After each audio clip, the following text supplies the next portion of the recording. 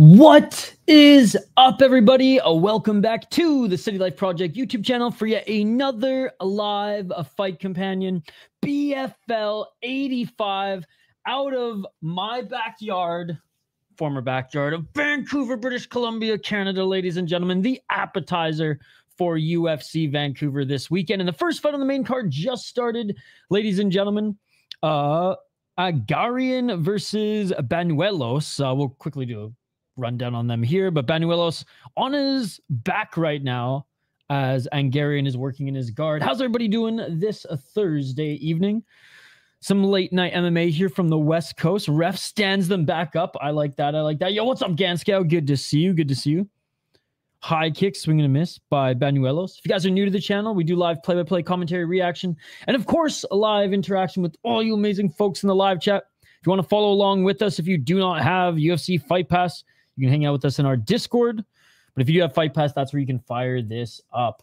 Quite a bit of fights on the main card here, too, halfway through this first round. 8 fights on the main card. There were a 6-card prelim, 3 of them televised. They're doing the old LFA now. Yo, what's up, Shane? Oh, beautiful trip. Beautiful trip by Ahangarian, and then he just walks off. He doesn't even fall his opponent to the ground. He just does this dope-ass catch-kick sweep. Oh, nice counter 1-2 by Ahangarian, but he does eat a right hand. Bañuelos now gets thrown down again by Ahangarian. He's just playing with his food at this point. I just watched Old School with my neighbor. Nice. I haven't seen Old School in a while. Oh, big hammer fist by Ahangarian. I don't know if you guys heard this on the broadcast, but the promoter of BFL said that if on the main card everybody gets a first round knockout, he will split 21 grand or 22 grand with every single fighter who got that knockout. Or first round finish. I think he said first round finish. It's better than I remembered. Hell yeah. It's a classic. You're my boy, Blue. 1 minute and 33 seconds. Bañuelos clinching right now, trying to get a takedown of his own. But Ahangarian with the left hand. Ahangarian with the knee. And they're back at center. Love me some BFL. Can't wait to actually go to one live next time I'm back home on the West Coast. Hate the freaking mat, though. Like, get that course mat. Throw some sponsors on it. More than just freaking Cowboy. Get the pint up in this bitch. Yo, shout out to Idol Skates for being a member for 15 months. Good to see you, buddy. How's your week going? 52 seconds. Side kick by Bañuelos. And Ahangarian has 45 seconds left. He's going to ruin it for everybody. He's going to ruin it for everybody. What's up, Pocket from Home? Yeah, there's not individual fight bonuses now. If everybody got a first round finish, the promoter was going to split 21 grand amongst the winners. But, yo, what the fuck, bro? Thank you so much for the $5. Doesn't even answer my question. Okay, there you go. I was just going to say, like, Skate never writes anything with the $5 donation. You pay for the extra characters, and then watch. He'll reply and be like, "Don't tell me what to say, bitch." He leaves it blank. He leaves it blank. Thank you so much for the $5, brother. Appreciate you. I've been on like a pretty good health kick this week, but I might fold and get some quick trip on Sunday. As you know, there's Rise, so it's gonna be another all-nighter. So, fuck up my sleep schedule. I might as well end off the night or start the day with some quick trip, breakfast sandwich on the Idaho Skatesman. And that is it for the first round, by the way, guys. Easy first round for Erfan Ahangarian, who's 2-1 as a pro, 3-1 in his last 5 out of White Rock. Beautiful area, actually. Beautiful area. And that was, as a little kid, my grandma had a freaking sick house in White Rock, BC. Beautiful beaches. Nice-ass restaurants. I mean, a 2-5 guy making his debut. I wouldn't even say that this is his best competition yet. Hasn't really taken that step up just yet as a pro. Assuming he gets through Luis Carlos Bañuelos, who's 3-5 as a pro, 1-4 in his last 5 on a 3-fight losing streak, I'd imagine they'll give him somebody a little bit better. 1 KO TKO. He looks like the little Dominic Reyes. 1 submission. He's lost 3 times via submissions. Never been knocked out, though. Mexican Shane. Fought in Samurai, BFL, UWC. He's honestly fought in Canada more than he's fought in Mexico. All right, round 2. Let's get it all. Yo, what's up, Alina? Good to see you. Don't tell me what to say, bitch. I'm not going to stay for the whole card if it's 9 fights. It's not 9 fights, Shane. It's only 6 fights. 5 more after this. Actually, the co-main and main are really, really good fights. Siraj in the... He's not even in the feature fight. Poor Kajić, man. Powell's going to absolutely tear through him, but Kajic's an absolute legend. Alina is probably watching Kajić longer than us. She's been a way more hardcore regional fan. A little bit longer than me.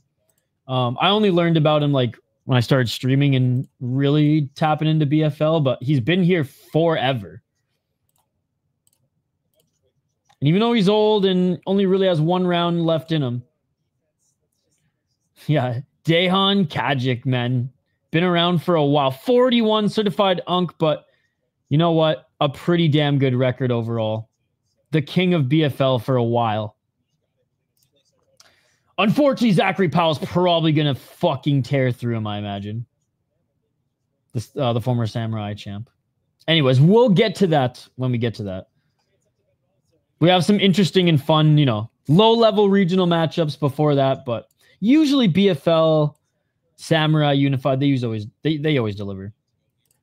Oh yeah, great co-main and main, hell yeah, he's a vet for sure.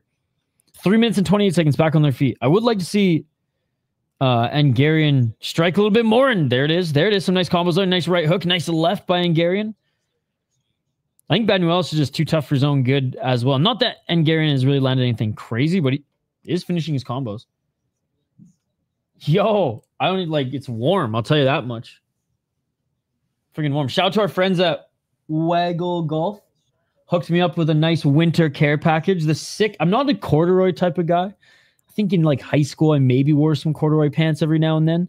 Wasn't stealing my dad's cargo pants, I'll tell you that much. But they sent me this sick hat and this sick friggin', I don't know, Sherpa? Dude, there's a friggin' attached ass fucking fanny pack and shit. It's pretty warm. Pretty warm. And it's chilly today. It's chilly today. And I haven't turned up the heat just yet. So we're bundled up. Is everyone else forced to see these subtitles, or am I just an idiot? You can turn subtitles off. You can turn subtitles off. Yeah, dude. They also sent me another hat here. Oh, nice hit by Ahangarian. Bañuelos. Holding on to the right knee of Ahangarian as Ahangarian now went for the body lock, trying to take him to the ground. Check out this other hat they sent me.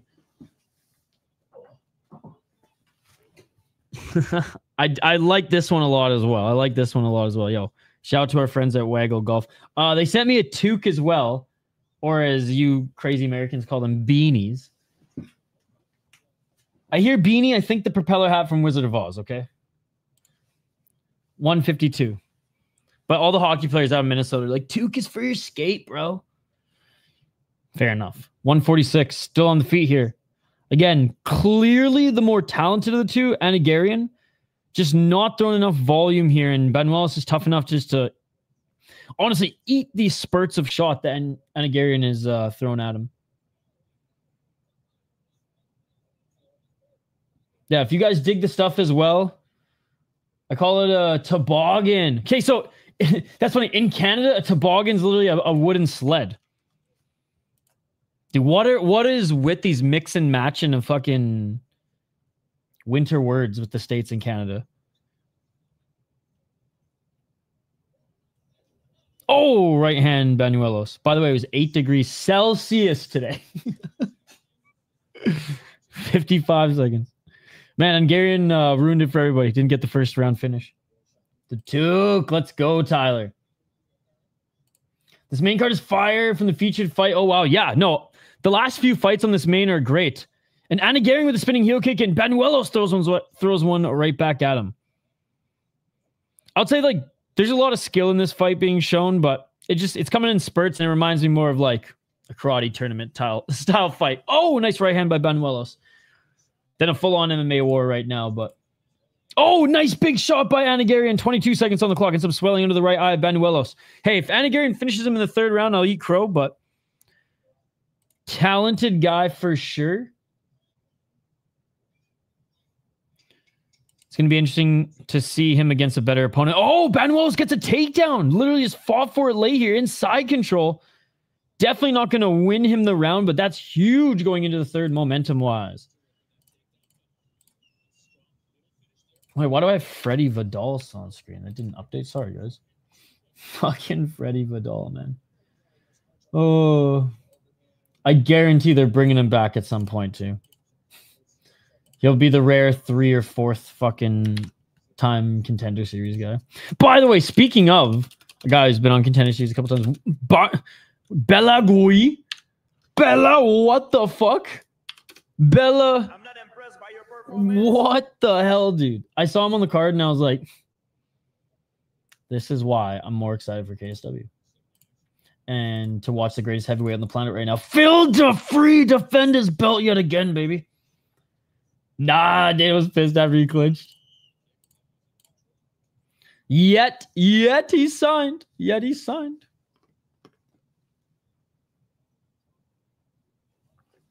Good kickboxer. All right, here we go. Bro, who the fuck is this ref?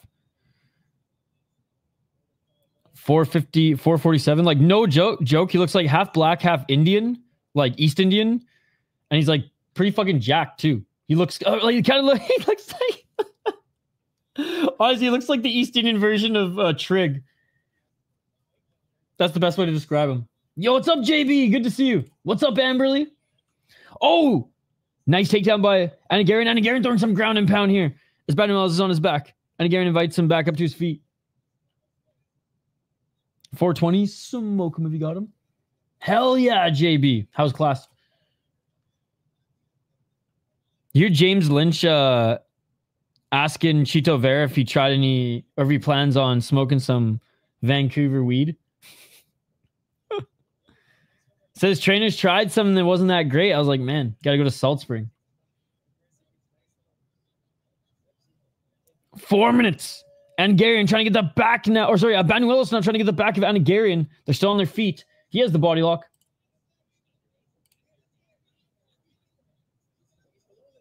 And getting the takedown is Bañuelos.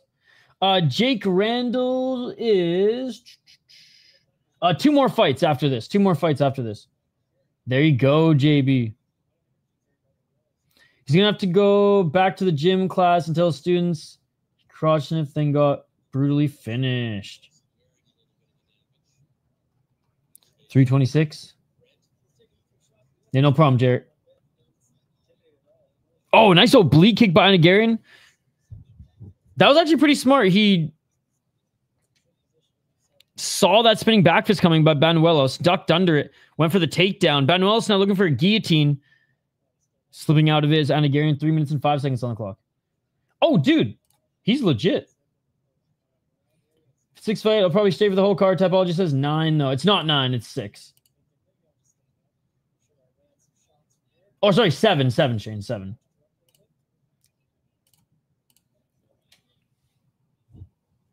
But anyways, stay as long as you can.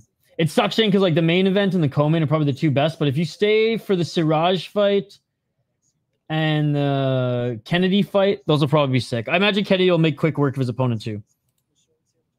Not for a while, Wyatt. Not for a while. He's the main event. The main card just started. 221. I'll probably like catch up on it, but I'm not going to do a live stream for it. I posted my schedule. 2 minutes.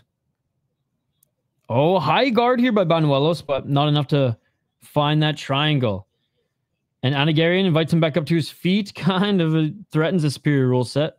Would have loved to see him get disqualified by a soccer kick. That would have been dope. But isn't Fight Circus in Vegas this one? Or they have a show coming up in Vegas soon? 143. Oh, body kick again by Bañuelos, and Ahangarian catches it. There's some Muay Thai there. Throws him to the ground. I think he's not following up with it at all. He's like the opposite of Kelvin Gastelum. And back up to his feet. Here comes Bañuelos. Ahangarian with the right hand. Ahangarian with the front kick. Hands way too low. Ahangarian's treating this like sparring practice now. Bañuelos just has had a little bit of success, but like overall just can't solve him. 106.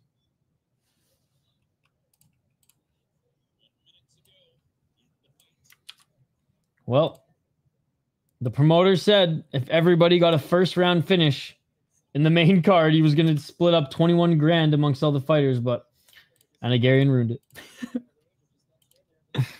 Let's see if Bañuelos can get one last takedown. 42 seconds. Great takedown defense by Ahangarian. Ahangarian, the beautiful judo throw. See, like, dude, this kid's got talent. I say kid. I don't even know how old he is. This guy's got talent. Just needs to be a little bit more aggressive, violent, and put together, you know, a full 15 minutes. To say it in Canadian hockey terms. Side control. I wish we were allowed ground and knees. You could throw a couple of them right now, but those left elbows are available. 10 seconds. Hey, won every round pretty dominantly. The talent's there. Maybe facing some better competition will help him level up. Win or loss in his next fight. Love that he's repping the East Van on the shorts, though. Let's go, baby. And that is it for the fight. I just love how BFL is always in Vancouver. It would be cool if they took it on the road a little bit around BC, Shane. Like, taking it to the island, maybe like a show in Victoria or Nanaimo. Like, Shane, at the Port Theater would be actually pretty fucking sick. I don't know where else they could do it in Nanaimo, to be honest, other than Port Theater. But anyways, they could take it to Prince George, although that is far, but that would be, I guess it'd be a bitch for fighters to like come to Prince George, but like I imagine that there's some fighters around that area. I know there's fighters in the interior. That's where Rory McDonald came from. Yo, what's up, C4? Good to see you, buddy. How's your weekend? Again, thank you for the donos last weekend, dude. You're far too kind.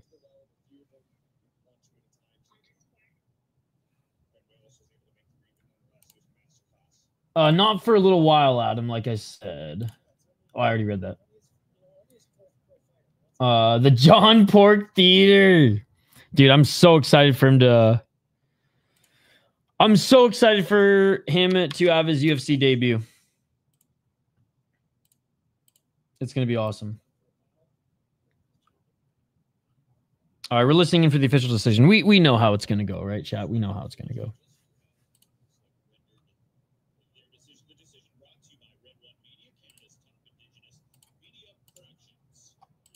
All right, they got some sponsors. They got some sponsors.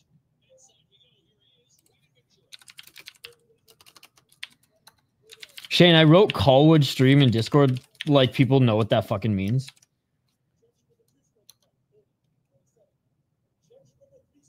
Bro, the announcer, not everyone's cup of tea. He's a good guy. He actually said he might come on the podcast.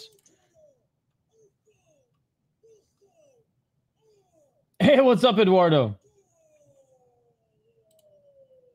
Good to see you. Good to see you. Welcome, welcome.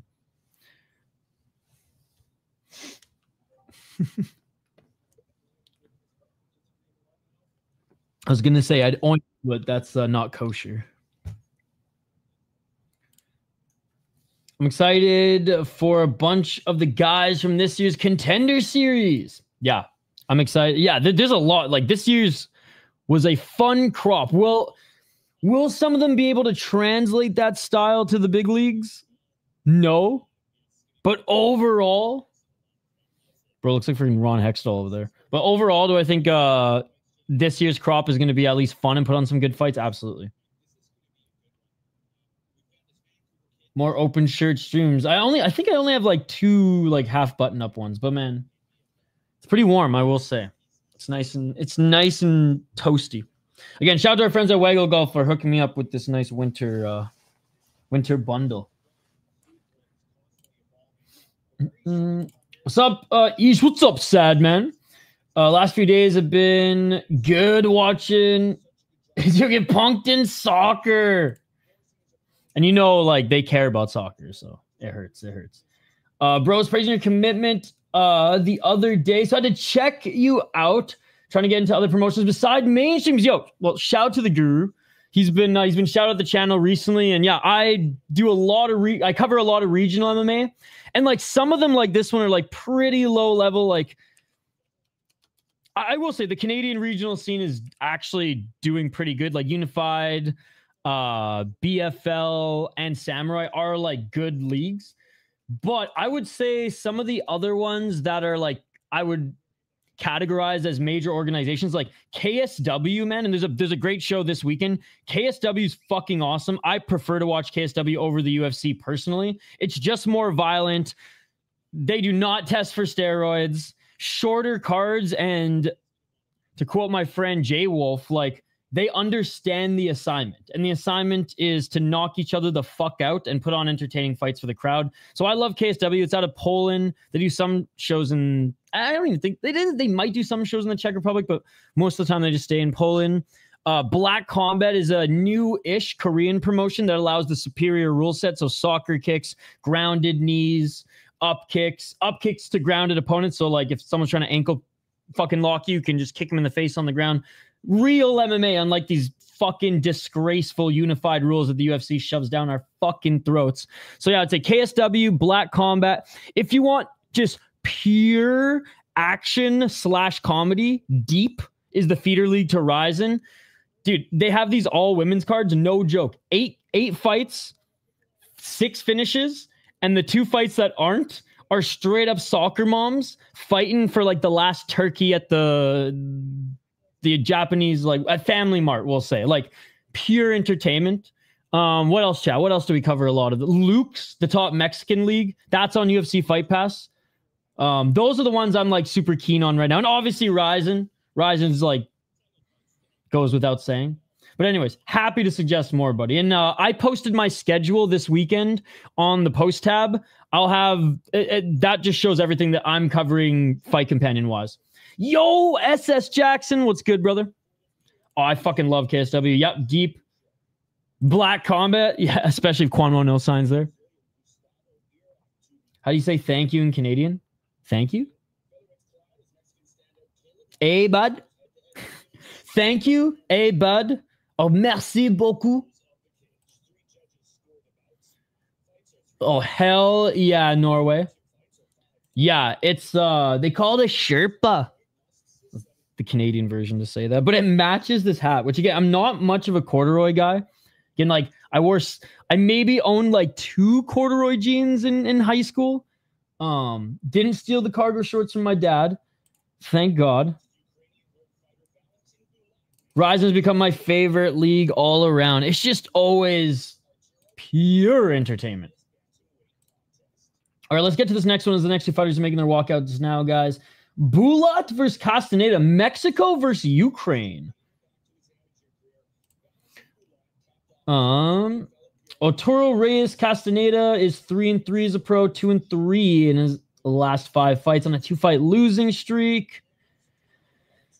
Doesn't have a knockout, been knocked out. 2 submission victories, never been submitted, and 1 decision victory, 2 decision losses. Lost to a 5-2 guy, and he got beat the fuck up corner stoppage. The BFL 79 against a 3-2 guy. Those are the 2 best opponents he's fought thus far, and he couldn't get past them. Valentyn Bulat, 2-0 as a pro, 4-0 in his last 4 fights, if you include amateur. Fought in BFL 83 and BFL 82, but fought a guy who was 0-1 and a guy making his debut. Mind you, those are his 2 first professional fights. So again, I always say this too. I'm not really going to judge a fighter based on their opponents until they hit 5-6 professional fights. As an amateur, he won the BFL amateur title though against a 4-1 guy or 2 4-1 guys. All right, this guy who's 3-0 right now.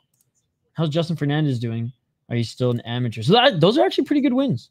I don't remember this one, even though we covered the World at War show or World War show, which this one was supposed to be, ironically enough, named World War III. But I think there was a few fights that fell out, and those are like more of the international fighters. Yo, thank you so much for the $2, Alina. Yeah, I'm not a big fan of Cage Warriors anymore. I think it's really tailed off in 2024 and 2025.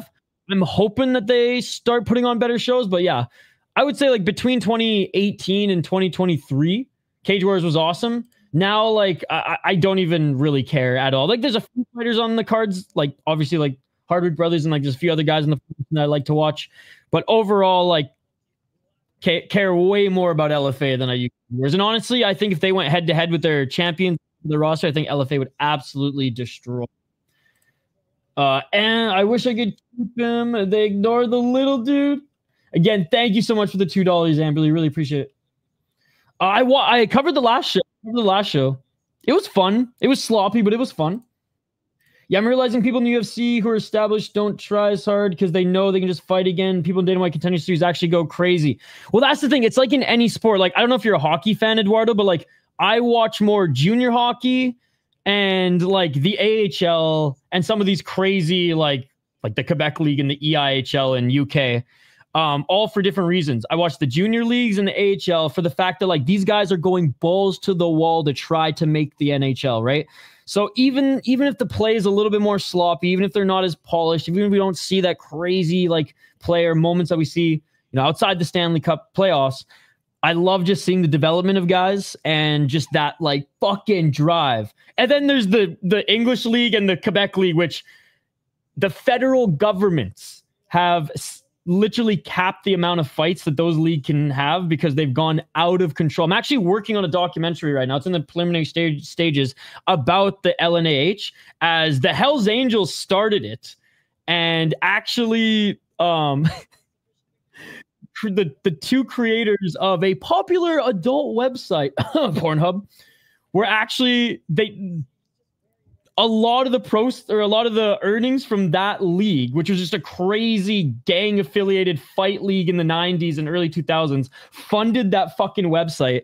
And the federal government had to like seize it. And the league's still around today. It's like a domestic, you know, tough Quebec league. But like, there's just so much to it. I know a few people who worked for the league at that time who now are like comfortable sharing about it. And like, I might even fly to Montreal eventually when I start interviewing people to like interview some Hells Angels who were like involved in that shit. So anyways, went on a long tangent there, but long and the short of it, yeah, love the developmental leagues, love the drive that a lot of these guys have, love the excitement. And I know a lot of people just love the polished MMA. I respect that. I'll say the UFC is probably my 5th or 6th favorite promotion, but I prefer violence.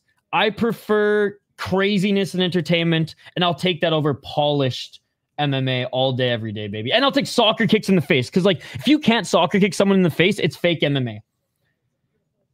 It's going to be a long time coming, probably like a 2-3 year project. But I mean, hey, if I can get funding for it, even if someone wants, like, not you guys, but if I can find like someone in the world in which I'm working to get this out who like even wants to like fund a little bit, we might be able to like fast track production. But I could go on about hockey as well. My favorite sports: box, lacrosse, hockey, combat sports. You can fight in every single one.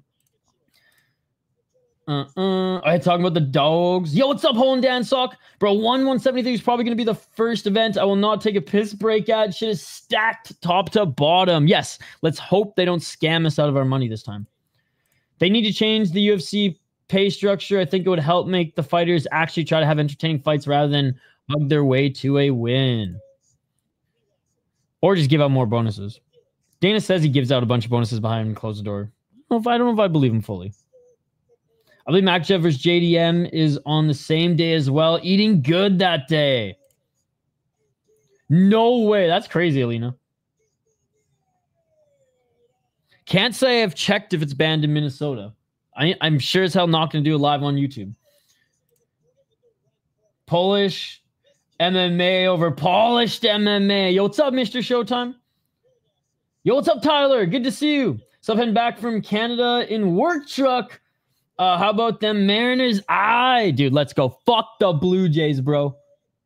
Let's go, Mariners. The home team. All these British Columbia folks rooting for the Blue Jays makes me sick. Makes me sick. Toronto ain't the fucking home team. They're how many provinces away? Yo, just bleed. Let's go, baby. What's up, Abraham? Good to see you. I got Bulat. Yo, let's go, baby. Let's go. I may be in Minnesota colors right now, but I feel like I'm still kind of dressed like a hoser. All right. I am going with Bulat, by the way. Developed in BFL. Honestly, just looks fucking dialed. Blue Jays, baby. BC born and bred, baby. Canada's team. 4 minutes and 50 seconds on the clock. I will never root for a Toronto team, man. Born and bred in BC, and I hate Toronto sports more than I love my mother. 4:39. Fucking Sportsnet and TSN shoving that shit down our throats our whole lives, dude. Fuck that. Fuck Toronto sports. I hate them all. He did win. He did win. 4:20. Smoke him if you got him. Lighter on his feet right now is Bulat. Hey, I'm not going to hate on Canadians rooting for the Blue Jays, though. Just like the Canadians who root for the Raptors, even though I think it's crazy that Shane doesn't root for Portland. But anyways, 4:13. Oh, nice. A low kick by Bulat. Man, I missed the grip percentage. Oh, Bulat with a nice three-punch combo, but look at the takedown now is Castañeda. Castañeda gets reversed, and Bulat looking for his neck. Bulat looking for a grounded knee for allowed superior rule set. He could have just soccer kicked him in the face, but we have disgusting, disgraceful unified rules, ladies and gentlemen. 3 minutes and 48 seconds. They're back at center. The fight would have been over. Bulat could have just soccer kicked him. The fight would have been over, ladies and gentlemen, but it is what it is. A low kick. He looked good in the fight, but he was playing with his food a little bit too much instead of chasing the finish. Bulat looks like a mix of Darren Till and Tim Means. Can't get that out of my head. The dirty bird. 3:27. Back at center. Bulat a little taller and lankier too. Castañeda pretty upright. Is keeping that right hand high. Oh! Bulat with a nice left hook. That cracked him. Beethoven's a sick name. I think it was 84-82 grit for Aruto. Shane, what would I do without you? That shit beautiful than a motherfucker. Do you remember when they had the bonuses? Like, Bulat spinning heel kick in the first, 2 minutes. He wins $2,000. Dude, those were the good old days. Also, Raptors are on the local sports channels. 246. Watch. Soon they'll be on Sportsnet Plus. If I liked basketball, it would be either the Sonics or the Trailblazers, assuming the Sonics were there. There's no way I'd root for a Toronto team. Obviously, if Vancouver was there, I'd root for Vancouver, but I just can't stand the NBA, dude. Softer than golf, man. I didn't even know that was possible, but it truly is. Motherfuckers be fighting and shit on the golf course. You run too fast past an NBA player and the wind knocks them down. They're like soccer players at this point. It's insane. Oh! Big counter left by Bulat. Bulat is outstriking Castañeda right now, even in the counters. Nice. Well, I do respect that, Shane. I do respect that. 158. I'd honestly rather watch the Lithuanian Basketball League than the NBA. Crazy to see Bahram not fight dirty. He fights exactly like someone whose fave fighter is Badahari. Yeah, he sucked in that fight, man. That was one of the worst performances I've ever seen from him. Castañeda whiffing on air hard. He's mowing the air, Rand. He's mowing the air. I remember thinking it was weird that the Ukrainian had less grit, right? Maybe Mexicans do have that iron chin, Shane. 116. Look, I respect all athletes. It's just, I watch combat sports. So, the NBA's version of basketball is, it's tough for me, ladies and gentlemen. Oh, another left by Bulat. Bulat, I don't know if this goes all 3 rounds, but Castañeda is tough. 50 seconds. Nice right hand by Bulat. Oh, I might be dog sitting this weekend again, by the way, ladies. And Ben. Ben gets as stoked or more stoked than Alina and Amberly when the Doge is on camera. I'll try to she's camera shy this one. She hates it when I'm clearly not talking to her. 23 seconds. I don't think Alina was subscribed to the channel when I was I think I house sat and dog sat for my friend when he went to Ireland or Scotland for 2 weeks last summer, the summer before. And Kessie's golden retriever, she loved hanging out on stream. Fucking love Kessie. Back up to their feet. It's on my post, the black curly haired floofy one. Here, hold on, I'll find it. End of the first round.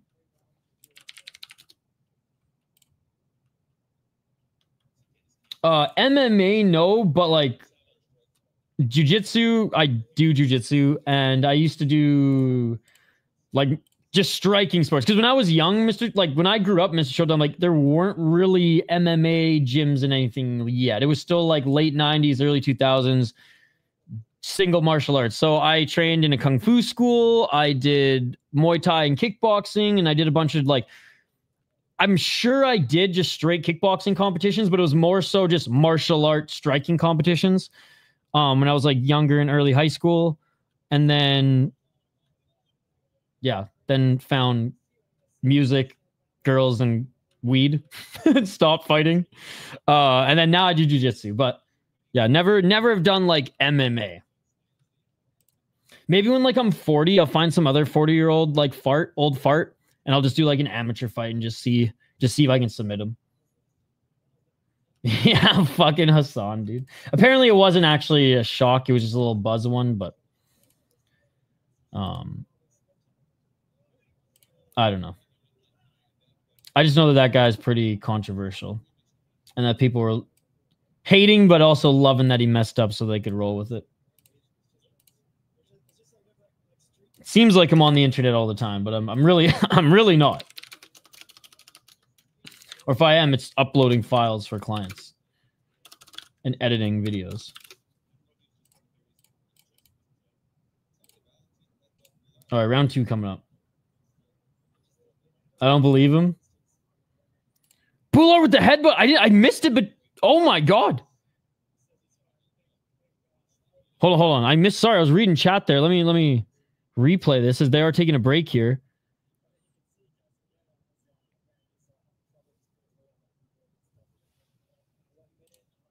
Hold on, I missed it. Sorry guys, I was reading chat, but I just rewound it. Oh, he did land a good right hook first. Oh, dude, who's this guy think he is? Zinedine Zidane? This ain't no Lethway. Okay, they're back at it. Did he get a point taken away? So I clicked like back to live. Did he get a point taken away? That was blatant headbutt up against the cage, guys. He was in clinch and just headbutt the guy up against the cage. 430. Kick by Bulat. God, I really want Castañeda to knock him out now. He got a point taken away? Okay, good. Good. Fuck, man. I want Castañeda to knock him out now. 420, smoke him if you got him. Fuck, I look like such a hoser. Good, good. As he should, dude. That's fucking like some World Cup soccer ass shit right there. Which I hope we see at least one headbutt this year. Hosted in North America. Let's show that we're, we got more balls than the French. 356. Back up against the cage. Bulat, do not throw another headbutt. Left elbow. I will say his short's pretty dope. Oh, trip attempt takedown there by Castañeda. Now drops to try to grab a heel. Castañeda dropping for a heel. Bulat scrambling out of it. Castañeda still trying to work for it. 3 minutes and 30 seconds. Oh, and he gets out of it. Castañeda now looking for a single leg. Probably should have bounced up to his feet there because Bulat just pushed himself forward. Now he's in side control. 319. I do think Bulat won the first round, and well, this might be a 9-9 if he stays in this position, but Castañeda back up to his feet. All right, I like it. Come on, Castañeda, do enough to win this round.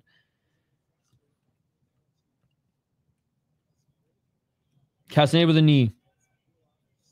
They're in the clinch. Bulat looking to rip him back to the ground. By the way, shout out to everyone in the chat here. Appreciate you guys. And, oh, we reached our... I think we reached the goal. Right? We got a $5 super chat. I did say if we reached our goal... I know there's only 23 of you here, but you know what? Fuck it. We're in Canada, baby. I know we're also in Canada for the UFC, but we're in Canada for a little BFL Harbour City Event Center, ladies and gentlemen. You know what's up. You know what's up. 223 and Bulat with the left elbow. We're going to give out some memberships here, guys. The last ones of October. Smash that like button if you haven't already. Oh, dropping again for a leg lock. Here's Castañeda. Not a bad attempt there. Now he's looking for a knee bar. Now potentially a back take here. 2 minutes in. You know what, man? Castañeda tries pulling guard again here. I'm not going to say he's doing quite enough to win the round just yet, but definitely making it a competitive round. All right, 5 more memberships. Boom. There you go, guys. Thank you so much for supporting the channel as we reached our goal. Guggenheim, Tone, Sparkle, Rene, Dafa. Literally no one in the chat here got the memberships, but shout out to all you guys. Thank you so much for supporting the supporting the channel. 121.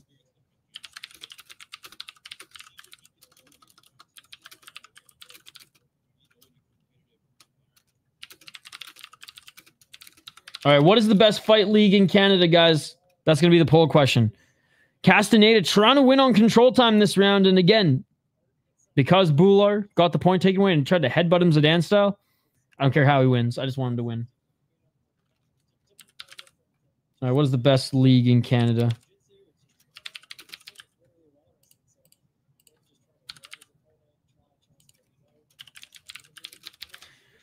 The LNAH, Unified MMA, BFL, or Samurai? TKO's not a thing anymore, right? Oh, I should have wrote BTC. I should have wrote BTC. LNAH was kind of tongue-in-cheek. Who do I got for the main? I'm leaning Posener. I'm leaning Posener. Probably decision. Let's go. Best league in Canada is a dope question. Yeah, shout out to BTC. The LNAH, though, just look it up. It is a fight league. And that is it for the second round, ladies and gentlemen, going into round 3 here. Honestly, could be, because of the point got taken away especially, that round could go to Castañeda. TKO sadly dead. They were the top dog for 20 years though. But you know what? It's the same. I think maybe not all the same owners, but that is Samurai MMA now. Literally that is the phoenix that rose from the ashes. That was TKO. TKO was so, yeah, but that is literally what Samurai is now. I know it will never be the same, but I think similar management, some of the same owners. UFC Fight Pass, or become a member of the YouTube channel and join our members only Discord.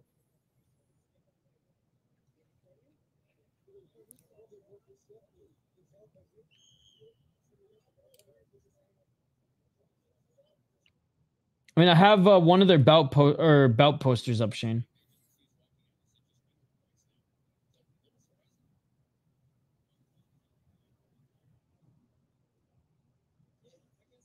I don't know if it was posted today or earlier this week.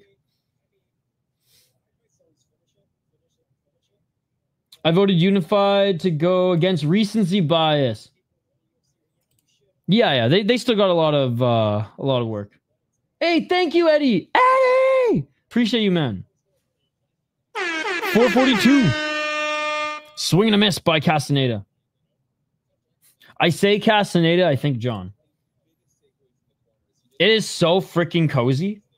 Like, if it was any hotter today, it's nice and cool today. If it was any hotter today, I'd be sweating through this right now. But like, yeah, it's nice and cozy. And check this out. Check this out. Freaking kangaroo-ass pouch, bro. Perfect for doobies. I mean, wallet. Duh. 409. Oh, and there's a takedown by Castañeda. Let's go. By the way, shout out to my friends at Waggle Golf. They're not paying me to say this. They just send me some free shit. They're friends of mine. They're a local company here in Minnesota. They do sponsor my second channel, though, and my hockey brand. And we do have a promo code, so if you like their shit, you can use it. Again, I get no kickback on this channel at all, but they're homies, they're friends, they have a great company. The hats in particular are where it's at, so check them out. That is a slick pouch. 328 body kick by Castañeda, double right hand by Bulat. 322. Oh, Bulat with the left and right uppercut. Bulat is getting the better of Castañeda in the striking right now. The best hats. Oh, right hand by Bulat. Bulat's trying to finish him. Bulat's trying to finish him.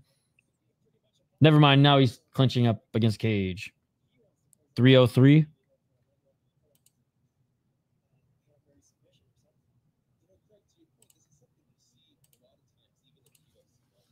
Reminder, guys, I did post my schedule for the weekend. Not doing Fury on Friday night. I know. But the Minnesota Wild are playing the Washington Capitals, and on my second channel, I will be covering that game, doing literally the same things I'm doing here, except covering hockey. 237. My bread and butter, because I actually worked for a hockey team and did their TV, or online TV anyways. Flow Hockey at the time. Or was it Hockey TV? I forget. Regardless. Oh, nice left hand by Castañeda. So hockey's how I got into doing all this stuff.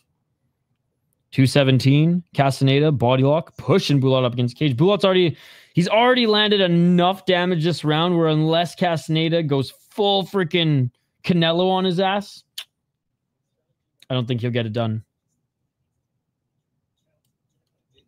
Ref has not been as quick as that last ref. The East Indian Frank Trigg.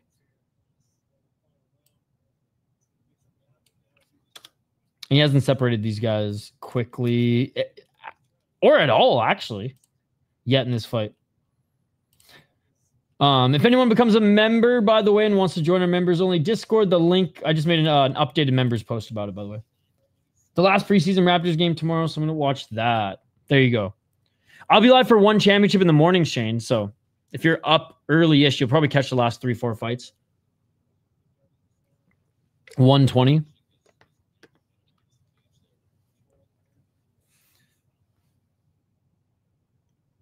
Still clinching is Bulat. Bulat with the left elbow. Bulat with the knee. 1 minute remaining. Another knee by Bulat. Bulat with the right hand. Oh, that hurt Castañeda. Yeah, this round pretty much going to go Bulat's way. Either the second round went Castañeda's way or it was a draw, like a 9-9. 45 seconds. And the first round definitely went to Bulat as well. Nice striking indeed. Hell yeah, Shane. Oh, Castañeda for a final takedown, but failed, and Bulat now ends up in the top position in half guard-ish as Castañeda is trying to scramble out of this. Those elbows in the clinch are nice. I like that high hold. Almost that like cross hold, and then you can just slice from the bottom. Bulat invites Castañeda back up to his feet for the final 15 seconds. Low kick by Bulat, followed by a step back left hand. And Bulat with the left clinching knee. And that is it, ladies and gentlemen. That is it. Not a bad fight. Not a bad fight. Bulat was buzzing until the headbutt and then kind of just fought a little bit more conservative. Maybe got in his own head a little bit. But overall, good performance by Bulat. Gets a point taken away for a freaking headbutt, and he's still going to walk away with this fight, I imagine. So what are we covering this weekend, chat? What are we covering? We're covering... So obviously BFL right now. One championship tomorrow morning, Muay Thai. One Friday fights 129. And again, I would be doing Fury if I didn't have to / want to do some more streams for my second channel. Get that buzzing before the Olympics and World Juniors. So that is on the schedule as well. You know, let me just bring up the schedule right now as we await the official decision.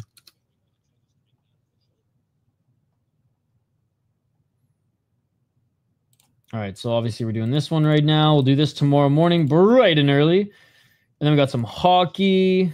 I believe it's an 8:30 game. I have to double check. It might be 7:30. I might have fucked it up. But anyways, KSW on Saturday. So not an early Saturday stream.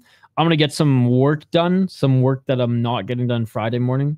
Done Saturday morning. But KSW, we'll watch all of KSW. Then we'll start UFC Vancouver after KSW. And then we'll take a little bit of a nap and get up 4:15 a.m. We got some Rise kickboxing. And I think Idaho Skatesmen at Combat Casual is going to be covering that, so we might co-stream that one as well. 29-28. Well, he did get a point taken away in the second round. Okay, it doesn't even matter. Doesn't even matter. Still 29-28. You're right. You're right. And he gets it. Oh, that flag tripped me out for a second. It's like half Canada, half Ukraine with the maple leaf in the middle. Good display of respect between the guys. All right, man. Let's work our way up to this beautiful... All right, we got one... actually, what the fuck fight is next? Briglio versus Kelly. Brandon Briglio versus Jake Kelly is next. Briglio. 2-1 as a pro out of Burnaby. Home of the great Don Taylor. 2-1 as a pro, 4-1 in his last 5 fights.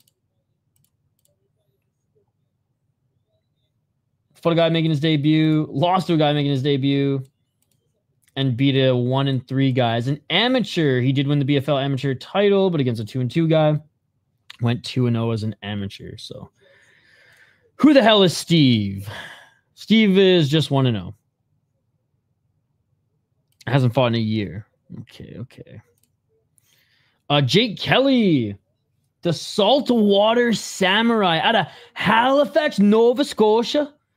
4-0 as a bro. Fuck, I was just talking to my buddy. I want to go to Halifax so bad, dude. 3-0 in LFA or FLA. Whoa. Beat a 3-0 guy, 4-2. Okay, 1-2. Beat the same guy that the other guy beat. Fought some kickboxing. Yo, shout out to ECC, dude. We've covered some ECCs. Shout out to the Alabama organization. All right, yeah, I got...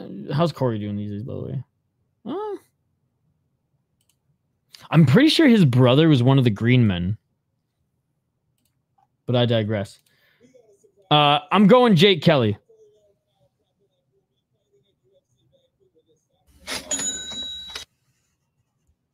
Hey, Kyle Proplex there.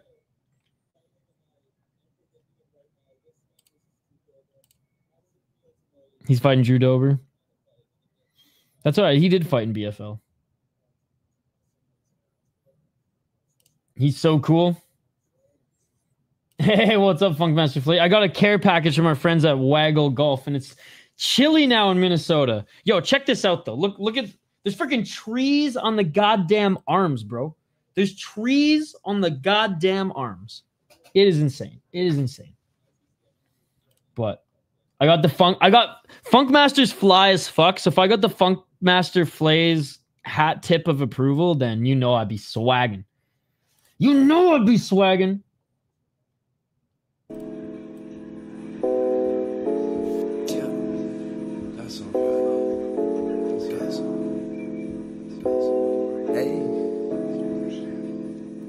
Yeah, he still won. City light, yeah, sipping on some syrup, I feel Canadian. City light, yeah, I might specify. Wait, deciding papers. Which fight fell out?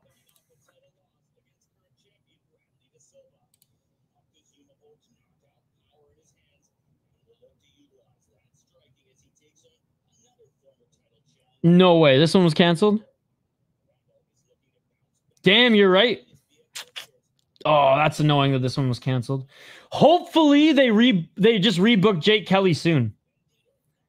Ah, damn. Okay, so that's why Shannon's a little bit short of card. Good to see you, by the way, deciding paper. Fuck. Okay, Jake Kelly. Yeah, I was really actually excited to see Jake Kelly fight. Hopefully he comes back soon. All right, so Drake Randall. Someone in the chat was asking about him. Drake Randall making his walkout now.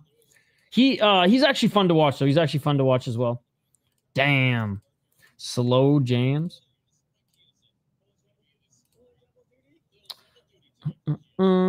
Jake Randall fight next. Let's go.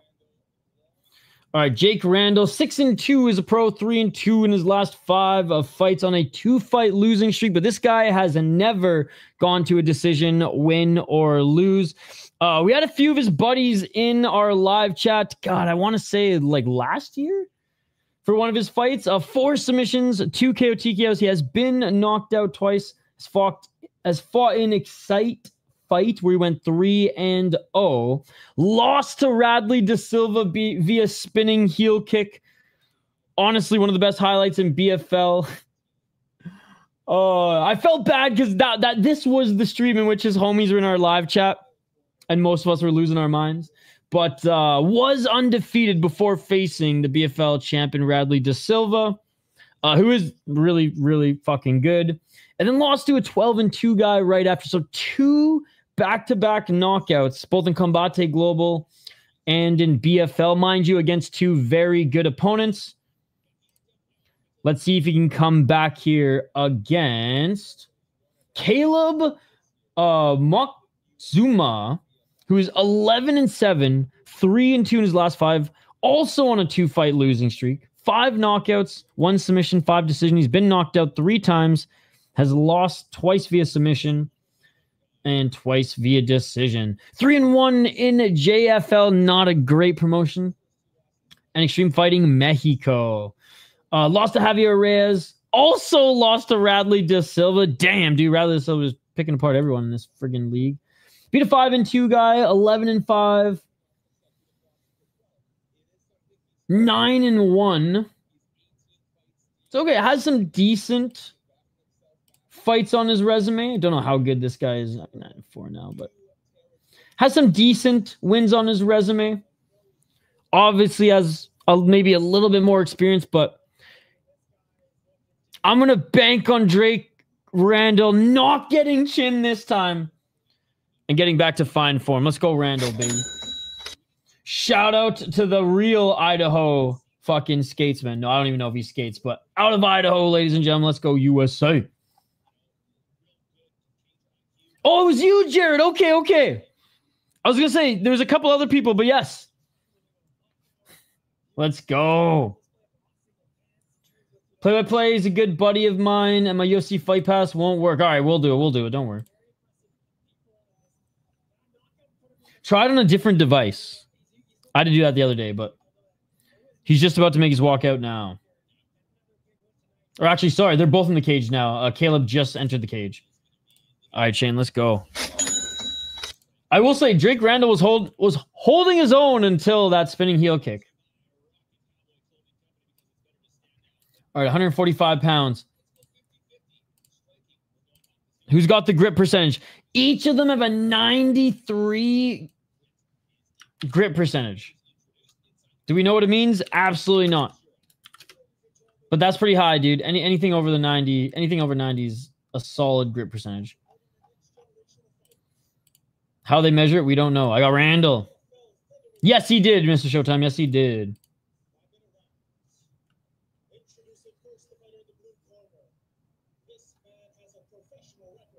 I mean, I imagine BFL has better competition than the Idaho regional scene, so it is pretty cool that Drake Randall's like, we went to Combate Global, but back to BFL here. 15 years BFL has been around. That's crazy, man. It's crazy that like I've never even gone to one of their shows locally. What the fuck? When I lived there. Well, I guess I never lived in Vancouver, but I lived close enough. A little ferry ride away. They're being announced right now, guys. Randall, taller, better shape.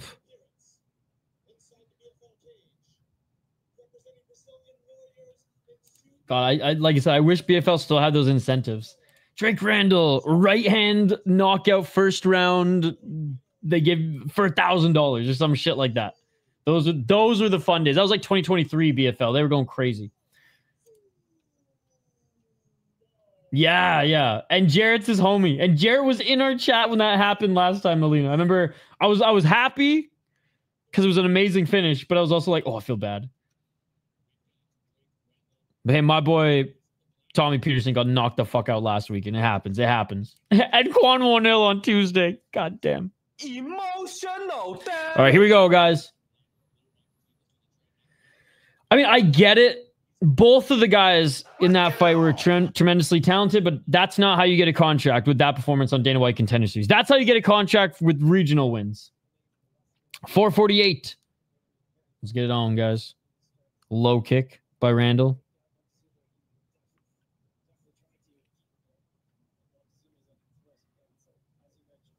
Some feints by Moctezuma. Moctezuma. Nice takedown by Randall. Beautiful shot. Trying to get into side control right now in half guard. Great pass into side control. 420. Smoke him if you got him. And they got a lot of them in Vancouver. 414.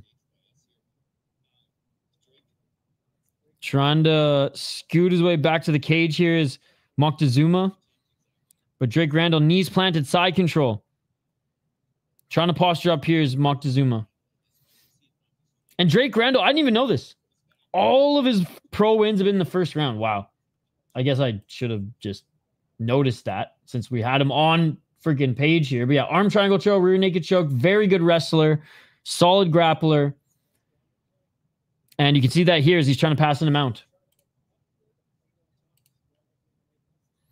I know of a bigger picture. He was good for the promotion. Not every fight can end in a highlight reel or finish. I still think him and the Aussie are going to be in the UFC in 2026. De Silva's got another fight booked soon. I think on the next BFL card.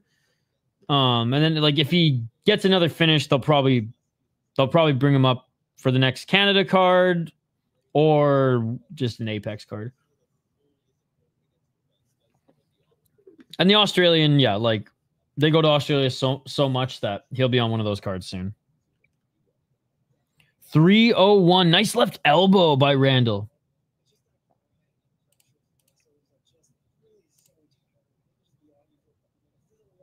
Ask the mat back to the cage by Moctezuma.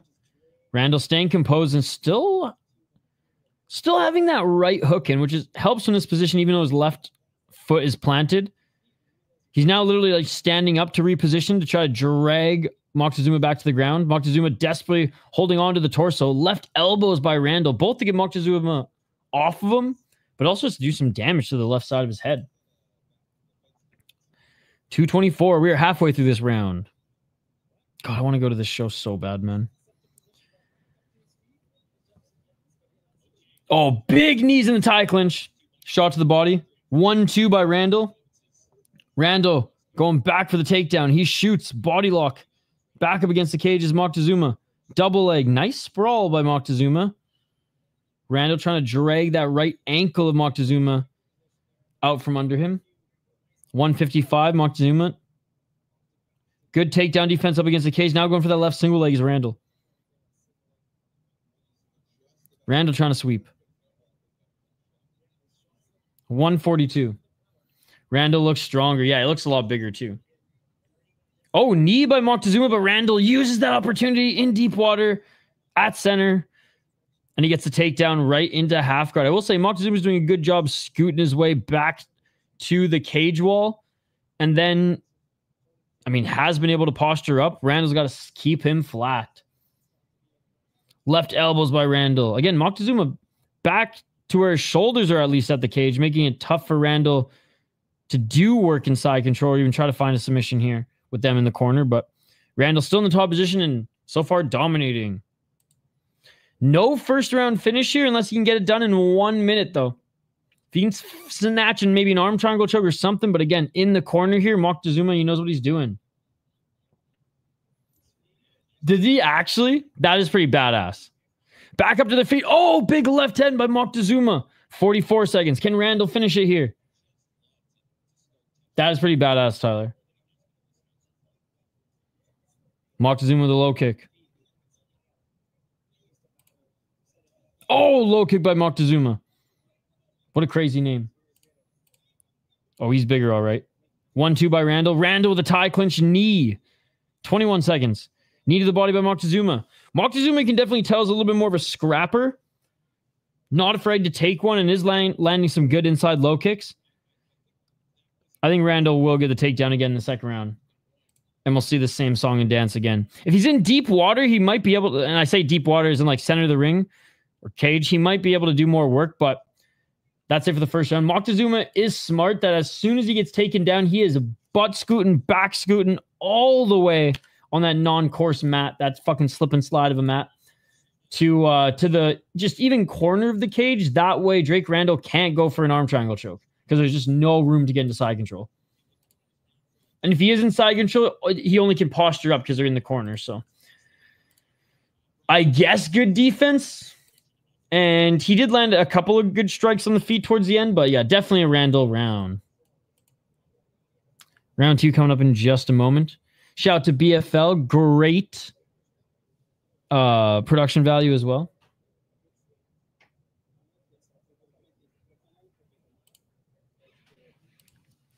How's everybody's week going, by the way? Fuck, today's been crazy. I was on site, I think at like 10 o'clock today. Filmed a podcast for one of the clients.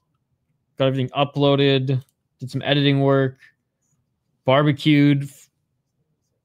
Had dinner with the neighbor. Fuck, he went for a run. Did dishes, and now here we are. I still got to squeeze in a stretch and like a little bit, and to set up the one stream before bed, but... So that's the only thing about BFL is it is on the West Coast, so they do go a little later for us here in Central Time and Eastern. 4:40. We're in the second round. Let's get it all. Oh, nice knee again to the body in the tie clinch by Randall. Randall's just missing that chin, though. Left hook by Randall. BFL a little cheeky with their stats. They're like, Randall, all 6 of his wins in the first round. Both of his losses have been in the second round. It's like, okay, BFL, calm down. Stop manifesting his bad juju. Big knees in the to the body by Randall. Tie clinch. Hey, you can't find that chin with the knees, but very good tie clinch. Okay, we're back. I like this ref. He separates them pretty quickly, but Randall is being active right now with the knees. I think so. They don't have open scoring in this league, but I do think so. Left uppercut by Randall. They separate back at center. Moctezuma with the left jab. 343. Left hook by Moctezuma. Randall the underhooks. Oh, big knee to the body. That one was clean right to the goddamn gut by Randall on Moctezuma. 3 minutes and 32 seconds.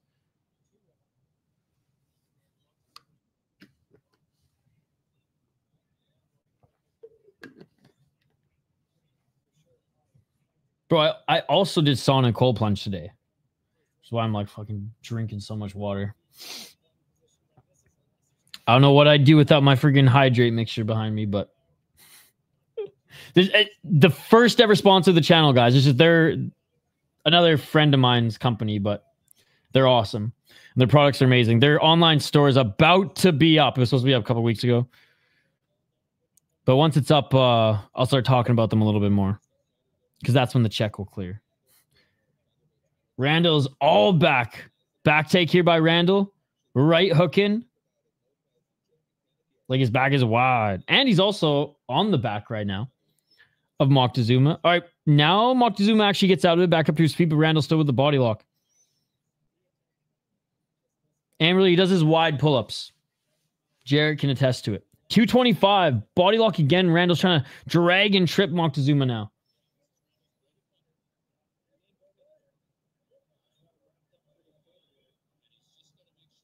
Randall now looking for the arm of Moctezuma or the shoulder lock here. Maybe even trying to climb up his back, but right when he was potentially going to do that, Moctezuma turning to his left. Trying to turn out of this. And he does to an extent, but Randall's still pushing forward up against the cage. They separate back to center. 1 minute and 50 seconds. Moctezuma looking for that left hook. Ducking under it is Randall. Moctezuma with the right underhooks. Randall can't get the takedown. Moctezuma walking forward. Randall clinching again. Randall double leg. Can he get it? Moctezuma. Oh, he gets it. Beautiful double leg by Randall. He was rushing in a little bit there, but finally able to get the takedown. But can't lay Moctezuma flat. Moctezuma asks the mat back to the cage. Bro, if Moctezuma fought at like 135, shit, he would actually be really good. I think he's just too small / too tubby for this weight class. But he's tough, and he's good at getting back up to his feet. Like, Randall's no joke of a wrestler, and Moctezuma's been able to get back up to his feet almost every time. 55 seconds. Right hand by Moctezuma. It's these tie clinch knees by Randall, though, that's still rounding out the round for him, because Moctezuma, though he doesn't have the fastest striking, he is getting the better shots in here on Randall on the feet. Got these refs, the UFC, and these other places. 31 seconds. This ref I haven't seen in the UFC, but he might do the Vancouver show. Randall looking for the takedown. Can't get it, man. Moctezuma looks like he might have a little bit more gas left in the tank going into the third round. I want to give this round to Randall still, but Moctezuma did outstrike him. Did the knees of Randall and the grappling amount to enough to win that round? Randall with a couple good shots here at the end.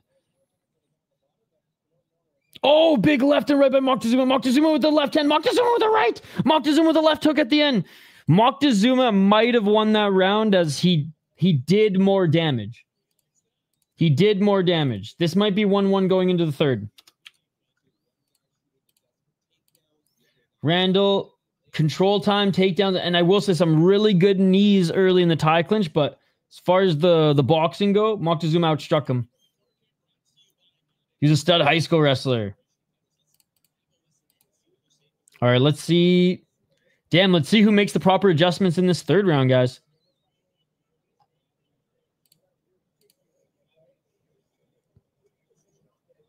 Okay, Randall's not breathing too heavily on the bench here, so that's good.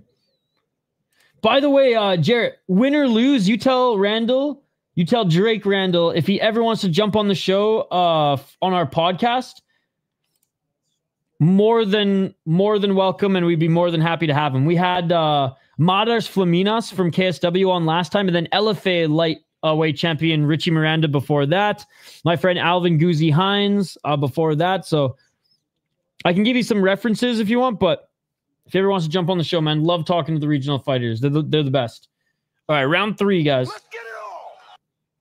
And if he wants to promote anything as well, any things he's involved with or sponsors or whatever, happy to give him the platform. 440. Right hand by Moctezuma. Randall needs to get this takedown. 1-2, goes for the double leg. Easy double leg. The thing is, he not only needs to get the takedown, he needs to get some freaking ground and pound here with this control time. Half guard. All right. Now trying to pass into side control. Great job by Randall now. Randall, knees planted. At this point, I don't care if they're pitter-patter shots. Just needs to land some strikes, man. Hell yeah, dude. 357. Knees planted. Looking to get back up to his feet again is Moctezuma. Impressive, but not yet. Still on his knees. Randall now attacking the shoulders. Back up to his feet is Moctezuma. And he escapes Randall's grasper. Oh, Moctezuma with the big right hand. You just, it's midlife crisis, Louisiana midlife crisis. He's just balling out like freaking Lil Wayne. Or should I say Cody Garbrandt? I feel like Cody Garbrandt's the next one to get the diamond and or gold teeth. Oh, great takedown by Randall. And he's got the back now. He's got the back with only one hook in, though. Can Moctezuma roll out of this? Can Moctezuma roll out of this? 305. Oh my God, Dustin.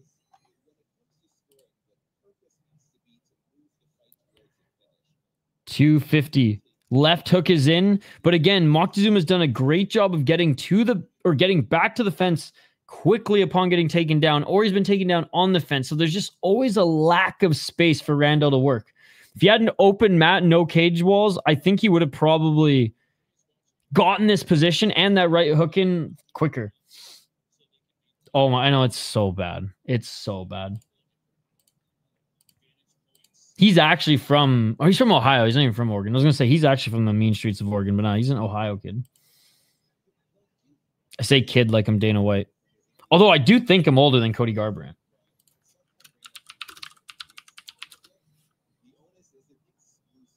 Oh, no, he's got a couple years on me. 204. Randall back control here and has neutralized the striking that Moctezuma will put on him in the second round. Looking to get that. He needs to get both hooks, and Moctezuma is doing a great job not allowing him to get his back. Randall, there's an opportunity to flatten him out there, but that right hook's not in. Oh, big elbow by Randall. And again, Randall usually finishes his opponents in the first round. You got to give credit where credit is due to Moctezuma here. Good job defending. Good job getting back up to his feet. But that left hook is in, and it is planted, and Randall ain't giving up this position. Moctezuma might roll to his left, and if that's the case, he could give up mount here. 124. And Randall staying on him too. 116. Almost a side mount right here. That left hook is everything, ladies and gentlemen. Randall cannot lose that left hook. That is his key to solidifying the victory right now. 1 minute. Trying to fight that left wrist is Moctezuma. He should honestly just, easier said than done, but just push on that knee or something. Try to create some space to get that left hook out. Left elbow by Randall. Oh, another left elbow by Randall. That was a nice shot right on the ear. Not quite a body triangle, but you know what? Fuck it. We'll give him the backpack anyways. Backpack, backpack. Backpack, backpack. Yeah! 25 seconds. Both hooks are finally in. It took the whole goddamn fight 4 minutes and 40 seconds before he could get both hooks in on the back. But you know what? I don't think he's going to win. I think he won the second round, but I think round 1 and 3 went to Drake Randall. Final 10, ladies and gentlemen. Oh, I guess final 5. That is it. That is it. Drake Randall should get this one. 2 rounds to 1, in my opinion. Let me know your guys' thought in the chat. Let me know your guys' thought. A good second round for Moctezuma and a good ability to get back up to his feet, but Drake Randall was just too much. Too much. Too much. I imagine the judges are going to score this one correctly. Again, let me know your thoughts and argument if you think otherwise. Yo, Alina, you finally just joined the Discord? Yo, welcome.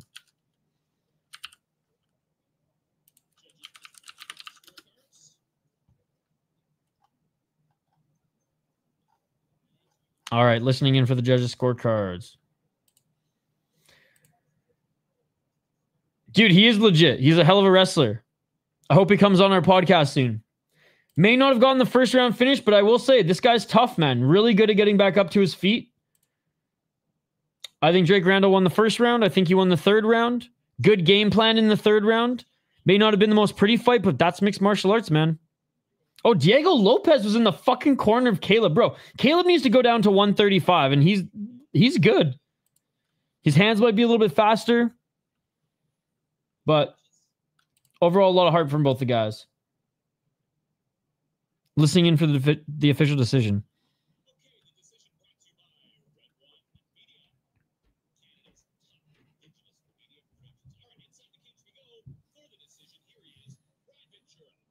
Ryan Ventura, that's the announcer. Yeah, he's good shit. A little crazy with the main event announcement you guys are going to see, but... And there it is. Drake Randall snaps the 2-fight losing streak, and he is back in the win column. He is now 7-2 as a pro, and first pro fight that went the distance, ladies and gentlemen. There we go. All right, next we have Erak versus Siraj. Yo, what's up, Kenny? Good to see you. Good to see you. All right, so since he won, tell him he's got to come on the podcast now. Oh, Chiesa was in his corner? That's pretty cool. Idaho won, ladies and gentlemen. All right, Jamie Siraj. I know that he's been on the UFC's radar for a little while. Against Gustavo Erak. Oh, man, Gustavo Erak. He's not a certified unk, but his record looks like a certified unk's record. He is 25-10-2 as a pro. 3-1-1 no contest in his last 5 fights. A Dark Horse MMA, 14 KO TKOs, 3 submissions, 7 decisions. 0-1 in LFA, 4-0 in Aspera, and 1-1 in Circuito Talent MMA, and 3-1 in Future Fighting Championship. Lost to Mehdi. Lost to Simonov. Mehdi is pretty good. 6-0 as a pro. 7-4. No contest. Honestly, he's only like his last 4 fights were against really good guys in Blades, Fight 1, RCC, and Samurai MMA. He's fought an MMA series as well. Honestly, this guy's actually fought some really good opponents. He's lost to almost all of them, but he beat Romanowski. He's 35 now, but beat a 9-2 guy, 10-1-1 on his rise. What an interesting career. Honestly, started off pretty strong. Lost to Cody Gibson in LFA. It just seems like even fought in the World Series of Fighting. No, that's not World Series of Fighting, sorry. AMC. Fought in the Russian regional as well recently. And then now in Canada. Yeah, he may not. The 36 is certified Unk level. May not be there in years on Earth, but definitely fight years. He's there. Apparently, he's got a good Muay Thai style and just overall very experienced. Now, Jamie Siraj, 12-3 as a pro. I'm pretty sure he's the favorite in his last fight. Yeah, he's the favorite in the last fight. Diego Brandao fucking snatched the Tough Enough title from him. Or was that the spinning heel kick? No, that was the spinning wheel kick. All right, so Diego Brandao. You guys might remember Diego Brandao. I mean, former UFC fighter, tough alumni, 38 years of age. Dude, he's still winning. He was in Russia, Hardcore MMA, freaking Alash Pride, Ural, ACA, just getting his ass handed to him by all the OVs in the world. Takes a huge pay cut to come back to North America and fight in freaking Tough Enough, dude. And Jamie Siraj is like a legit like guy that the UFC has their eyes on. And he came back, bro. He came back and did this. I know I'm supposed to be like kind of hyping up Jamie Siraj right now, but like, I'm sorry, man. Oh, what the fuck?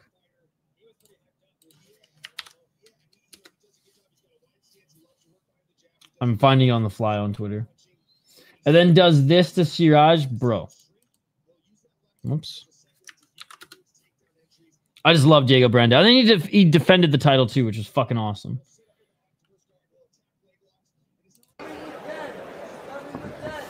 Jamie likes to move back and forth from side. Ooh. Unk. Year of the Unk. Year of the Unk, baby. Year of the fucking Unk. Anyways, lost to Diego Brandao, no shame in that. Before then, won the Tough Enough title against a veteran. Beat an 8-1 guy, 4-0 guy, BFL, 5-3 guy in Rise. Was the unified champion, Tough Enough champion, BFL champion, but let's be honest, the division wasn't as deep as it was, or as it is now back in 2016. But, I mean, in his case, he's got BFL, he's got Unified, he's got Tough Enough. Back to BFL here with the division a little bit more deep with just a better evolution, a better version. BFL's evolved since 2016. Let's see if he'll actually have a few fights here and try to make a run for this title. There's a Radley. Yeah. So my Instagram.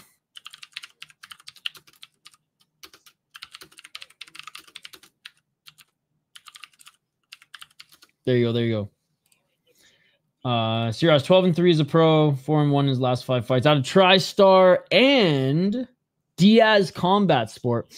More of a grappler, a very good submission guy. 93 grip percentage. Honestly, I disagree with that, BFL. Gustavo Erak should have 93 grip percentage. Siraj I'm sorry, after getting spinning heel kick to the face, I mean, you at least go down 2-3%. 5 submissions, 3 decisions. His only KO loss was that spinning heel kick to the head. Hence why the grip percentage should go down a little bit. We're talking as if it's a fucking video game. It's hilarious. 4-2 in BFL, 2-1 in Tough Enough. I got Siraj getting the submission. If Erak knocks him out, bro, I will lose my fucking mind. Probably just cheering because that'd be crazy. But I think Siraj gets it done. Roman, it's on UFC Fight Pass, or you can become a member of the YouTube channel, join our members only Discord, and watch it with us there. No problem, Jarrett.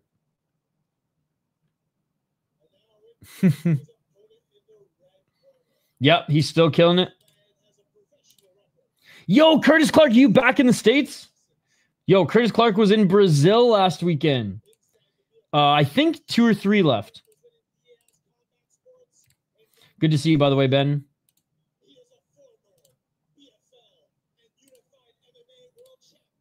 Yeah, he was the BFL champ, but he beat a 2-0 guy to get the belt. So let's calm down here, boys. Let's calm down here.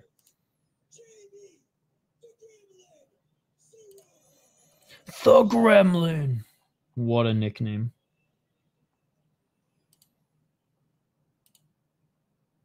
Hey, cheers. I got a care package from Waggle Golf. They sent me this dope-ass hat, which I'm not a big corduroy guy. And this freaking Sherpa with a freaking kangaroo pouch here, eh, bud? Feeling like them Aussies? It's good for doobies. I mean your wallet. Round 1. Let's get it all. 4 minutes and 50 seconds. Low kick by Siraj. Shane, who are you picking? You also picking Jamie Shiraz? I keep saying Shiraz because I'm fucking Persian. Low kick by Erak. Oh! See, that's what I'm talking about. Grip percentage. Siraj was looking for the takedown, and Erak just reversed him and got in the top position. BFL, if you're watching, if you're listening, you got the grip percentage wrong on this one. I'm telling you. Win or lose, Erak has... We got Erak versus Shiraz right now. What is going on, ladies and gentlemen? Nice. Got to get Joey in that pouch, mate. Back up to his feet is Jamie. Now he's looking for that trip takedown.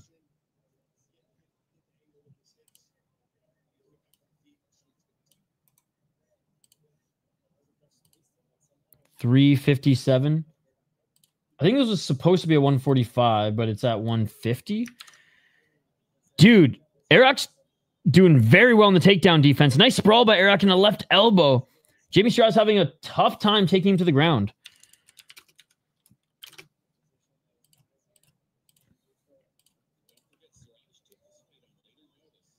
$333. The commentator is saying Siraj did take this fight on short notice, but still. Dude, Erak, beautiful job getting the takedown. And now he's in side control. Dude, let's go. Short left elbow by Erak.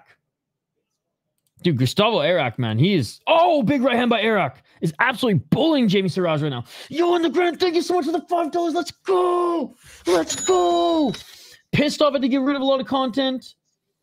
Forgot you to skate on my description support. Oh, thank you so much, dude.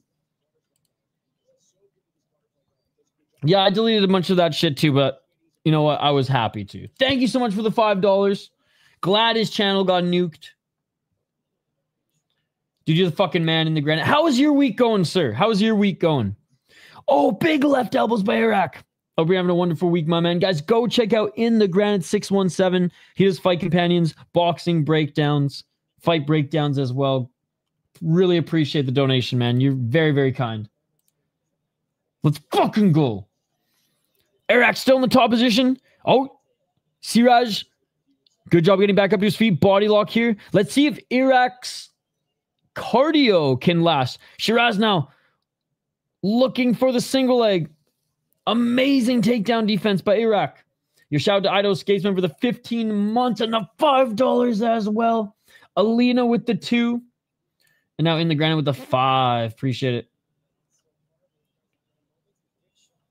Apparently it got nuked today. I saw someone said that in the Discord.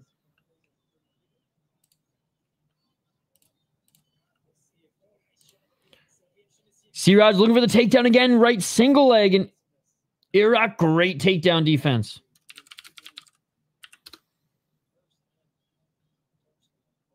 Yeah, I think it's gone. Good fucking riddance, dude. 127.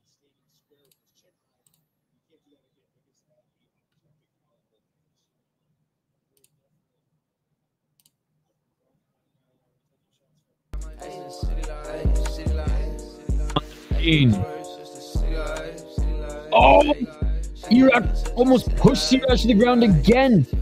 Another great reversal. Big right hands by Erak. Finish him. 1 minute. Left elbow. Posh it up in half guard. Here's Erak. Dude, what a dominant round. What a dominant round. And it's all been on countering and sprawling. And Jamie Siraj got nothing for Erak right now. Assuming Erak can continue to fight at this pace moving forward in this round. Yo, shout to Funkmaster Flay. It got canceled, unfortunately. They announced it on the prelims, which I missed, but the chat said it was canceled. Dude, everyone keeps saying that. I gotta wear more Sherpas. It's chilly. And shout out to Waggle Golf. They sent me a care package. My friend's company here. Check out this hat. Oh, we'll be wearing this on tomorrow's stream. Look at this new hat. Fucking dope, dude.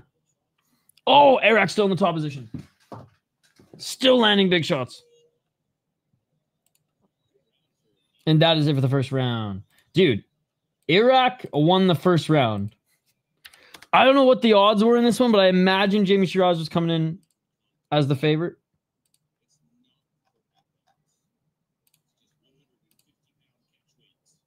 Is that Radley De Silva in the corner of Jamie? It is pretty fucking sweet. Little Simon.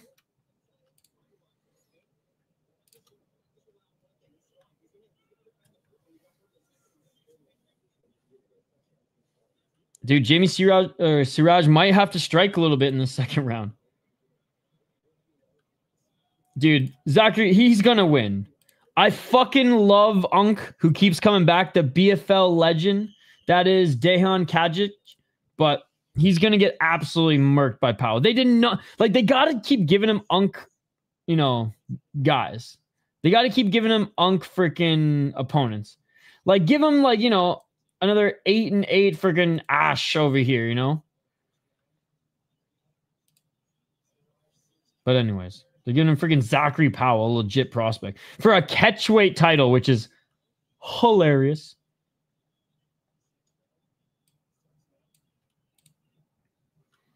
All right, round two. Let's get it all.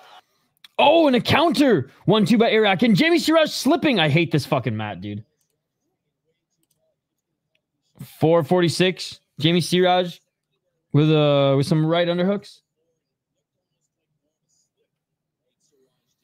Got a crazy-ass cauliflower ear. And another sprawl reversal by Erak. Who is this guy, ladies and gentlemen? 33 years young, absolutely destroying Jamie Siraj. Left elbow, posh it up in side control. Doesn't look like he's getting tired at all. 410. Bullying him in the clinch. Just so much stronger than him. Yeah, Jamie Siraj ain't coming to Contender Series with a performance like this. Honestly, the lack of striking, you might get starts there. They're back up to their feet. Erak swinging with the left. Siraj is walking forward. 1-2 by Siraj. Gets tagged with the left. Erak with a nice left hand. Erak with a beautiful takedown on Siraj. Yo, why should look like he plays the Mighty Ducks tonight? Quack, quack. I'm just wearing my Pranjenchai / John Jones hat. It's pretty nice, eh? Canadian commentator hit the strength on strength there. Aye. 323.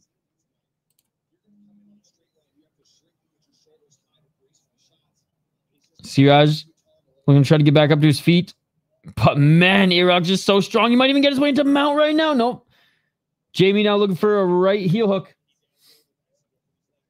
Oh yeah, don't you know, eh?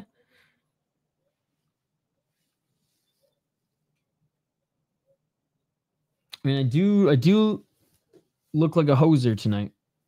Oh, Canada, baby. Oh, Canada. BFL in Vancouver. The appetizer for UFC Vancouver. Oh, big right hand and left by Erak. God, I hope Jasmine gets it done, but I'm fucking scared, man. She's got to go full Khabib wrestling. She's got to stink up the fight to win. Oh, Siraj looking for an armbar. No way. No way. This is what Siraj does, dude. And Erak gets out of it. But he gives up position. And Siraj now grabs his back. Oh, my God. 2 minutes and 20 seconds. Back mount for Siraj. That's not good. That's not good. Trying to shake him off his side is Erak right now as he gets back up to his feet. Great body triangle here for Siraj. It is locked in, and he's able to stay on the back of Erak, but Erak's trying to shake him off.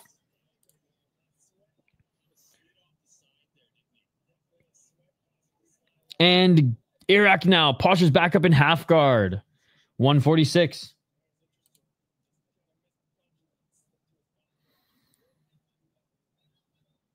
Siraj is being a little active from his back, throwing some elbows. Maybe Erak's finally slowing down. Left elbow by Erak.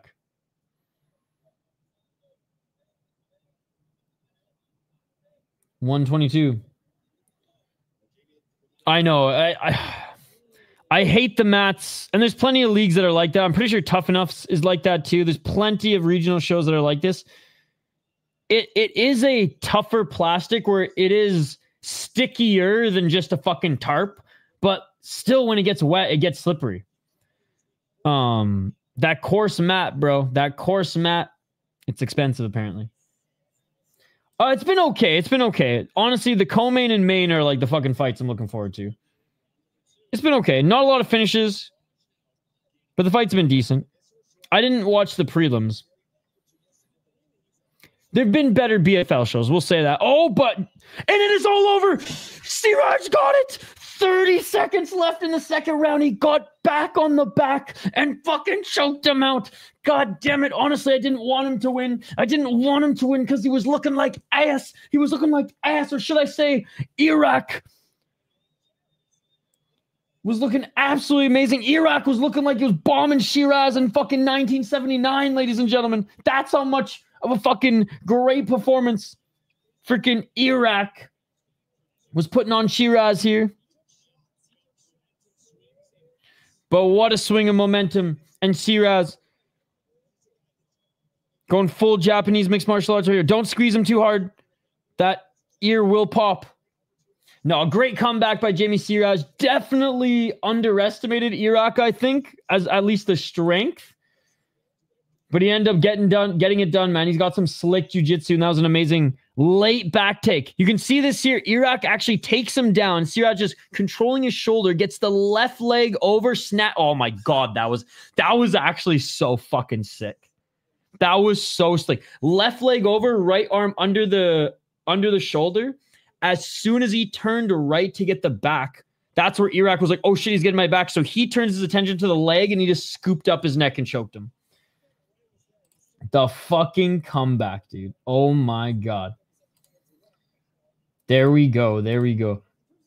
Dude, Ouellet's like both the Ouellet brothers has been getting their ass kicked left, right, and center. I imagine Jeremy Kenny's not even going to play this food with this one. He did it. Wow. Hey, credit where credit is due. I just don't think Siraj is UFC level or even major organization level just yet.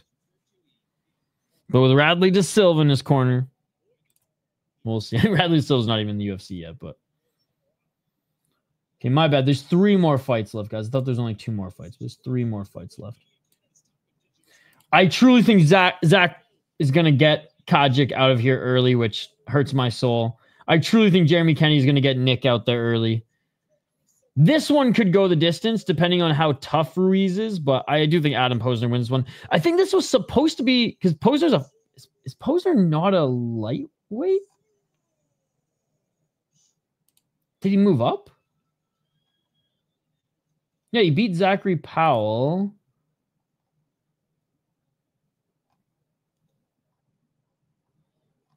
Maybe he's a freaking welterweight. Regardless, the title's not on the line on this one. It was supposed to be, but did someone miss weight chat? What's the deal? Why isn't this a title fight anymore? Because I know it was first advertised as a title fight. Is he actually? He's still a legend.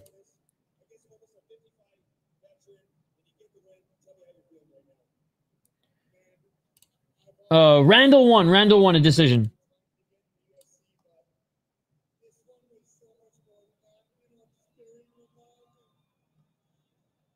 Oh, his mom passed away, so this was a big one for him. Hey.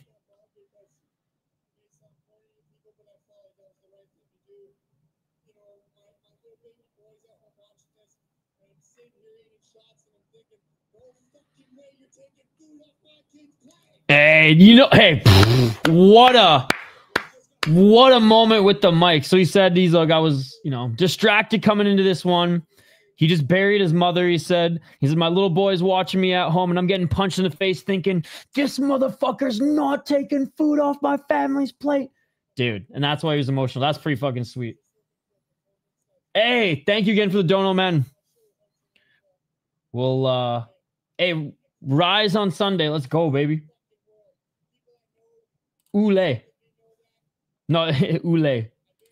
Usually ET at the end of anything LL is A. A. No problem, Jeffrey.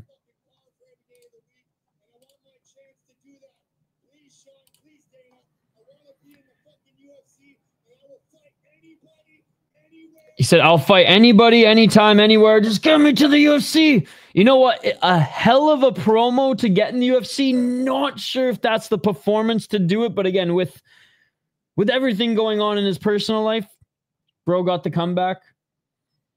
I could see him on Dana White's Contender Series next year. Super welterweight. What the fuck does that even mean? Oh, 175. All right, just making up divisions now. All right. All right, Zackery Powell, ladies and gentlemen, 10-3 as a pro. I know the UFC has actually had their eyes on him as well. 4-1 in his last 5 fights. Has never been knocked out, has never been submitted. 3 losses only via decision. 5-1 in Unified, where he pretty much ripped up. He didn't win the title in Unified. But he did win the Samurai Fights title. So he fought Adam Posener in his last fight, went over to Samurai, beat 8-5 guy, won the title over there, unanimous decision. This was a really good fight. Adam Posener beat him 2-1. You could even argue, or I guess 4-1. You could argue 3-2 in that main event. 5-rounder. Before then, he beat Muhammad Otto. Otto's pretty good. Lance Wright's pretty good. Cutright's tough, and he knocked him out in the first round, which is huge. Lost to Mark Hume, no shame in that. Well, maybe a little bit of shame. Mark Hume's very one-dimensional, but he's a nasty jiu-jitsu guy.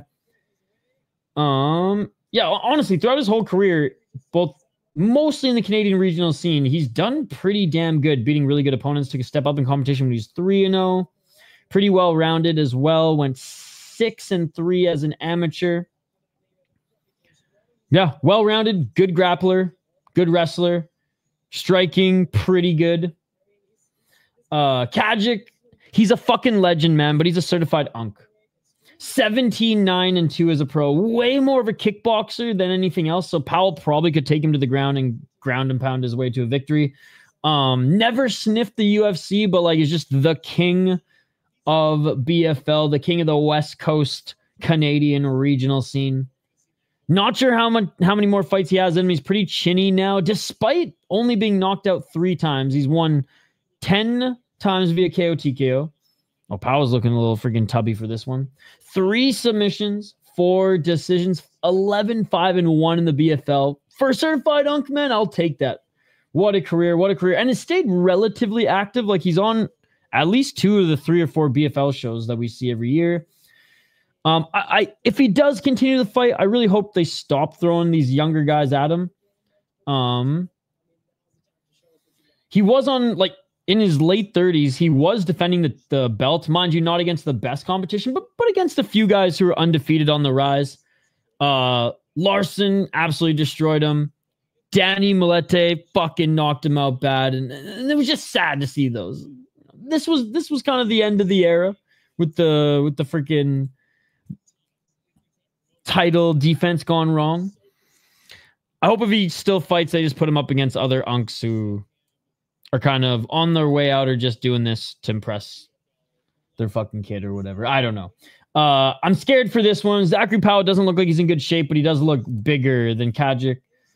Come on, Unk, get it done, but I think Powell takes it. Probably out-grapples him, TKO, or KO, TKO, ground and pound.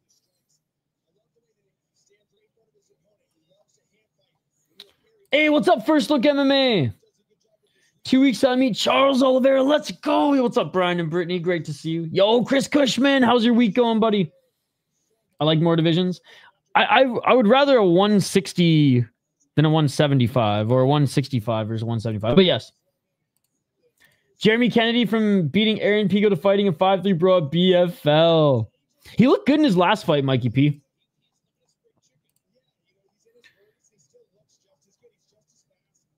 I mean, he is getting up there in age. He's getting older, but he looked good in his last fight. I don't think he finished his opponent, but his opponent was tough, and he definitely had moments where he was close. What's up, Red Thunder?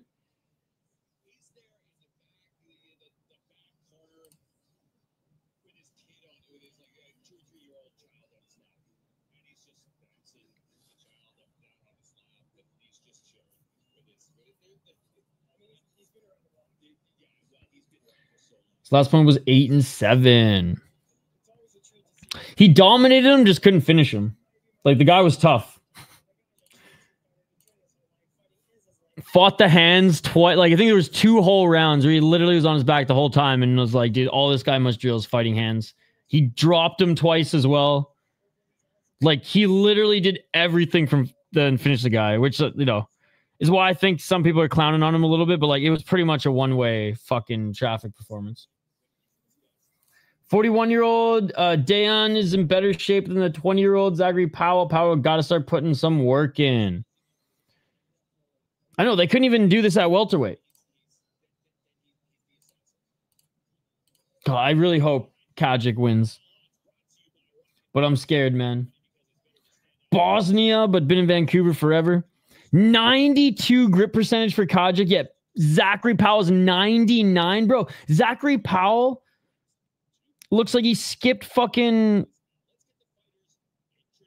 I don't know, the treadmill exercises all camp. I don't even know who the main event is. I'm hoping Jasmine wins, though. I'm scared she's going to rely on her striking and not go full female Khabib, and Manon Fiorot is going to piece her up on the feet. Hey, thank you, Graham. I'll tell you who's going to win the more important card this weekend. Phil Defree, the greatest heavyweight on the planet, is going to defend that goddamn belt again. Let's fucking go, baby. Let's fucking go. KSW over UFC all day, every day, Eddie. All day, every day. Let's fucking go, baby. So stoked for KSW this weekend. Such a sick card. And though Phil Defree, I think he's only got 2 fights left on his contract, and like getting older.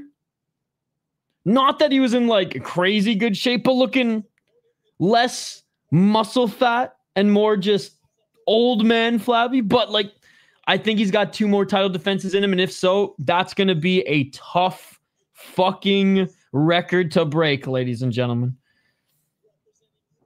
Who the fuck is even the main event of the UFC card? Oh, was it Allan and DeRitter? Leaning DeRitter, but like Allan's good. He's just very stationary.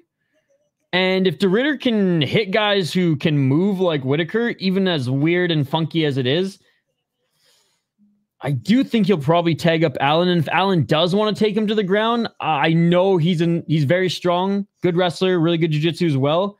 He does slow down. Doesn't have the best gas tank halfway through the fight. And I think you don't want to go to the ground with DeRitter, even if you take him down. So I'm leaning DeRitter, but it should be a really good fight. Probably so badass doesn't even wear headgear fight week. Bro coming in with a forehead cut? Grit stat is wild. No known weaknesses. It's like, what the hell? Let's go, Kajić. Oh, and he'll throw some crazy high kicks too. All right, here we go. Round one. Come on, Kajić. Let's go. Low kick by Powell. Dude, this is like the most out of shape Powell I've ever seen. And again, no shaming over here, guys. Just like, you're talented, man. Get it together. 442. But maybe it was on short notice. I don't know. If so, then I take it back, buddy. Low kick by Kajić. Maybe this isn't actually his weight class. I don't know. I gotta stop. I'm focusing on that. Let's focus on the fight here. I would pick Powell, Shane. I pick Powell.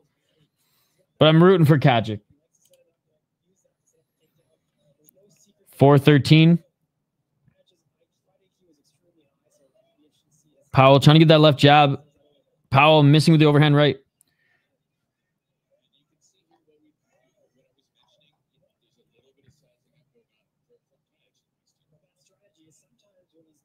$355. Low kick by Kajić. Oh, that was... Powell did not like that. Kajić waiting to counter the leg kicks now. Bro, let's fucking go, Kajić. This is the year of the Anka, man. Powell wants that overhand right, though. Swang. Missed again. Kajić.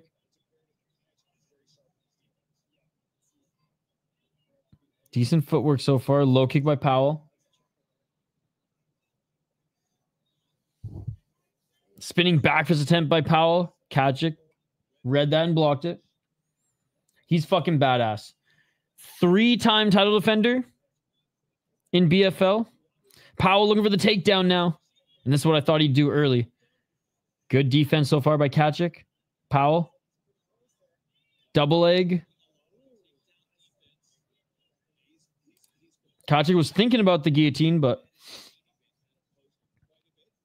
250. Bro, Powell just looks like he's wearing swim shorts on right now. Straight up.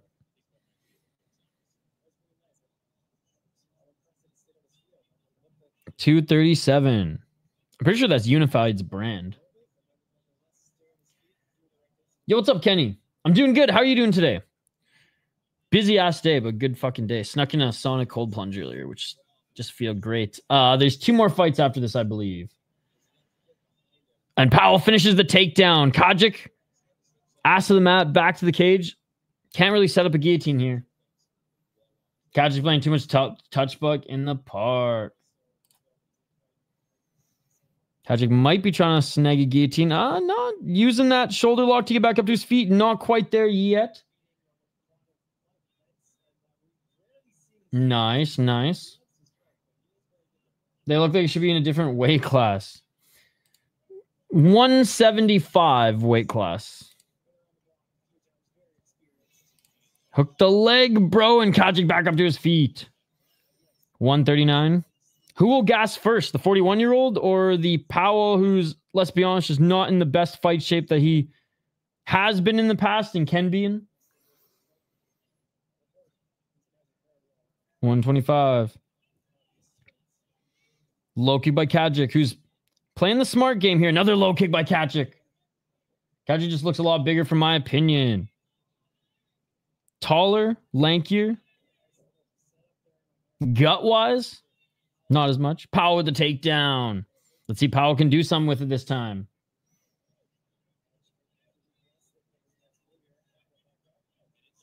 One minute remaining. Powell not doing much of anything here. Oil check by Kajić. Oh, back up to his feet, but single leg. Oh, Kajić. Beautiful stuff there. Powell kept holding on to the single leg. Kajić was able to reverse and get inside control. There's 2 more fights after this. Powell's in peak male form. I mean, Kajić isn't really doing anything. 22 seconds. Nice reversal.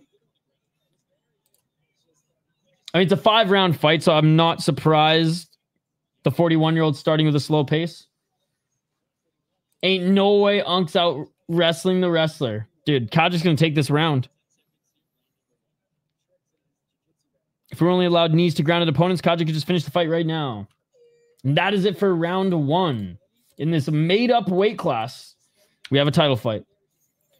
Hey, any way for BFL to get Kajić a title fight again, or a title again, right? Ooh. Easy knee to the head KO. That's the perfect position for it, too. All right. Powell, again, I don't know how much notice he had for this one, but it's just so funny. I haven't seen Powell this hungry, we'll say, for a more respectful term. Not necessarily for a belt, but I haven't seen Powell look this Gastelum in a while. Not Gastelum in a while.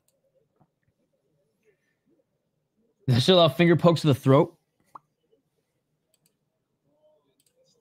The old Bruce Lee. Oh! All right, here we go. Round 2.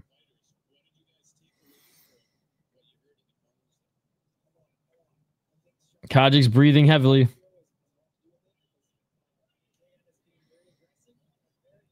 $4.57. Powell got to be on shrooms. I'm pretty sure you can buy them in BC at the store, so. Not seem in this hungry. I mean, it looks like he's been eating well. Okay, so maybe he's full. Maybe he's full. $4.41. I know there's a Chipotle near the Harbour City Event Center. 30 seconds in. I think Kajic's going to point his way to a victory here. Low kick by Kajić. Another low kick by Kajić.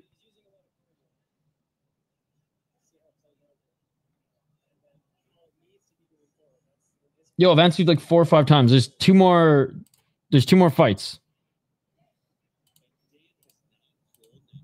Right hand by Kajić.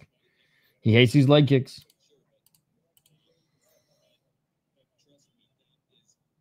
It's probably another half an hour if there's no finishes. Oh, high kick by Powell. Powell with the left hand. Uh-oh. Powell does have power in those overhands. Powell, oh, spinning elbow. Right hand by Powell. Kajić blocked those shots, but they were big.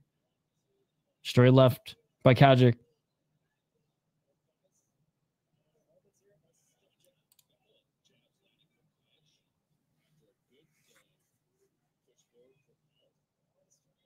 Kajić with the low kick.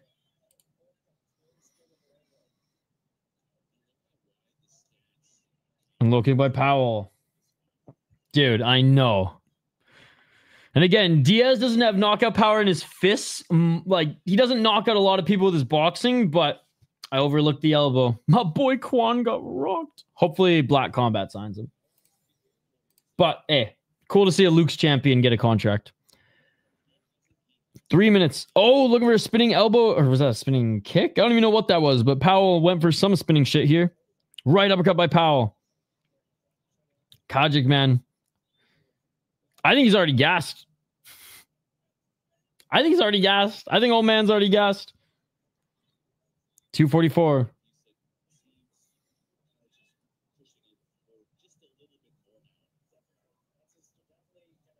$233. Low kick by Kajić. I think he's a mix of already a little tired and doesn't want to get caught, but now he's getting caught. Powell with the right hand. Oh, Kajić with the right jab. Kajić with the right. I honestly think his game plan is outpoint him on the feet.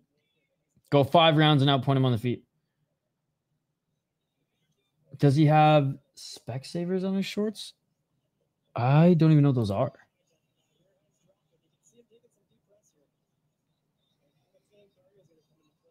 Two minutes. Oh, nice step back left by Powell. Or step left by Powell. That was interesting. Oh, Kajić with the right hand. No, this is BFL. Contender Series was Tuesday. He's taking the hooks good. Powell with the right hand. Oh, okay. Maybe? Kajić with a good takedown defense and actually reverses with it again. This is the second time he stuffed a takedown and actually reversed position. There's a slogan should have gone to Spec Savers. Okay. I got my glasses at freaking Costco. Oh, no, wait. Superstore. Shout out to the great Canadian. Oh, Kajić looking for the arm triangle choke. No way. No way. Side control. Trying to get it. 108. Powell looks okay. It is all over. Never mind. Kajić wins. Let's go. It's the year of the Unk. It's the year of the Unk. I don't give a fuck if it's an out-of-shape Powell. This guy is 28 years of age. He's on the UFC's radar, and a 41-year-old just beat him. Let's fuck. Sorry, Mikey, that you lost your bet, but let's fucking go. The Bosnian. I don't even know his fucking nickname. Who gives a fuck? Let's go, baby. The king of BFL is back. The king of BFL is back. And he gets the title in the second round.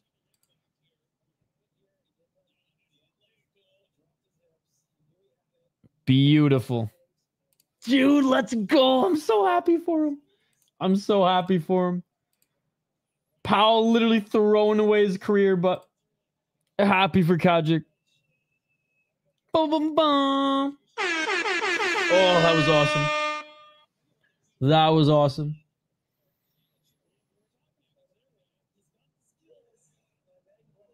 That straight left.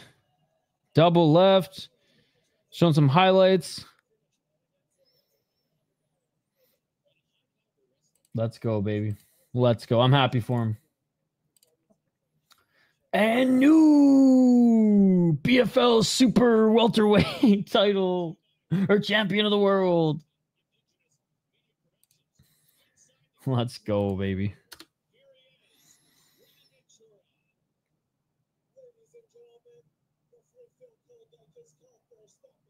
Fucking yoked. There's no way BFL's testing him. And no. 18-9-2. What a record. And now 3-2 in his last 5. And he beat a younger guy to take this one too, where he's been losing to the non-fellow Unks. So, yo, you got 2 more left, Anthony. 2 more left, but Kajić just won arm triangle choke in the second round. Freaking Unk did it. Unk did it.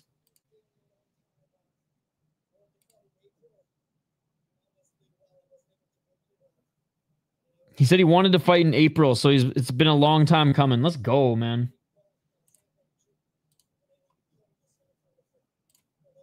All right. As much as the Ouellet brothers bring the fucking fight, as much as they're like the Alibaba / Wish version of the Diaz brothers, they're just that. Jeremy Kennedy should honestly absolutely murk Nick Ouellet in this one, I think. Love that they're from Powell River. Shout out to the Powell River Kings. But I think Jeremy Kennedy is going to take this one. He got the belt. Oh, he's saying Adam Posener helped him out for this one.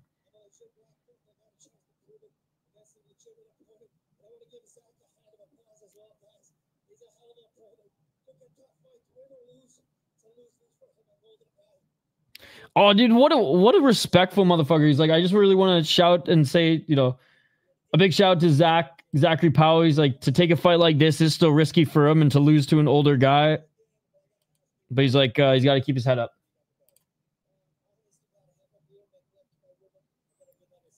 They literally said, what are you going to do tonight? He's like, I'm going to have a beer, make love to my woman, and go to sleep. Dude, what a beauty. What a beauty. Fucking rights, man. All right, co-main event. The Super Welterweight Champion. Okay, we finally have a weight class that's unfucked with. A lightweight fight next, ladies and gentlemen. Well, the guy on his right, Persian fighter. I forget his name. It's not... I don't think that's Naveed. All right, Jeremy Kennedy. I think he won the BFL belt before he made his run in major organizations. Let's check it out now. Now out of Extreme Couture. But originally from... I think he's from Vancouver, Jeremy Kennedy. 20-7 as a... From Surrey, there you go. But trains at Extreme Couture. 7 KO TKOs, 3 submissions, 10 decisions, has been knocked out 3 times, has never been submitted. Has lost 4 times via decision. 2-4-1 in the PFL, 4-2 in Bellator, 3-1 in the UFC. Beat Jeremy Henry in his last fight, who again wasn't anything special, but was tough. I'll say that. It was okay. Jeremy Kennedy did finish him in the 4th round. For some reason, I thought Jeremy Kennedy didn't even finish him, but it took 4 rounds to do it. Jeremy Kennedy knocked him down a couple times, absolutely dominated him. It just took a little while for him to get the finish, but he eventually got it done. He had a solid fight against Adam Borks, lost the decision, lost a very close fight to Mavlid. Braga beat him up pretty good, and fought Patricio Pitbull for the belt back in 2024 in the Bellator Champion Series and lost there as well. He does have wins over Emmanuel Sanchez, Aaron Pico, and Pedro Calval, which, again, Aaron Pico, the standout out of those. And he did have a good PFL run after his UFC career, which was cool. After he lost to Alexander Volkanovski, went over to Brave, fought 2 really good opponents, Murat Magomedov and a 10-1 Pilo. Went into the PFL, looked really good there as well. And if you go back and check out his run in the BFL, the former and now current BFL champ, and even fought in Songkran MMA before then. Went 7-1 as an amateur, mostly fought in BFL as an amateur. Getting up there in age. Well, he's only 33, but he's one of those guys, like, in fight years, he seems like he's 36 because he's, almost 30 professional fights.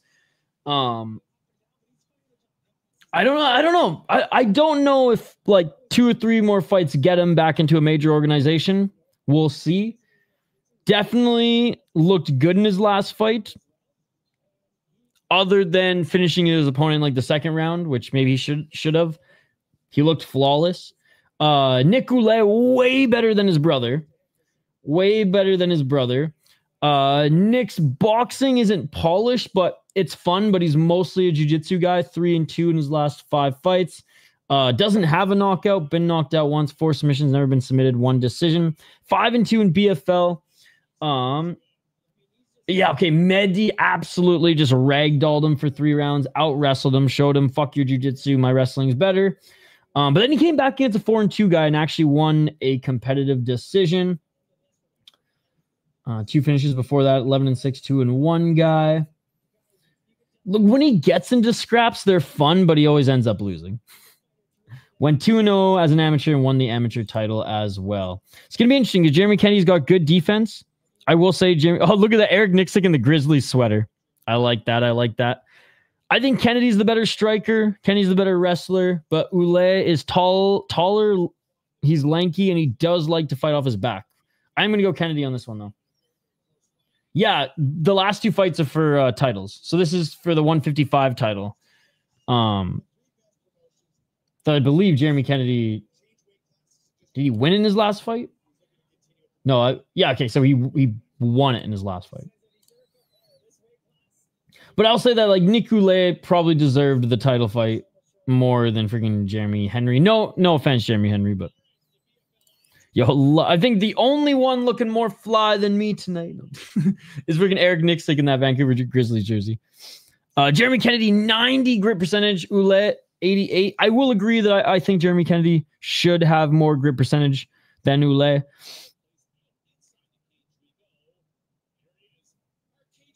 Yes, he did. Yes, he did. A decision. The guy he was going up against was really good at getting back up to his feet and actually had some really good striking. I think he won 2 rounds, 2-1. I forget what the scorecards were, but I think the only round he lost was round 2. Okay, this is an interim lightweight championship fight. Is it because De Silva's a lightweight? Is that why? And the winner of this is going to fight Radley De Silva? Yeah, no problem, Yeti, no problem. He did good. He bit down his mouthpiece in the 3rd round, did what he needed to do to win. And is now 7-2.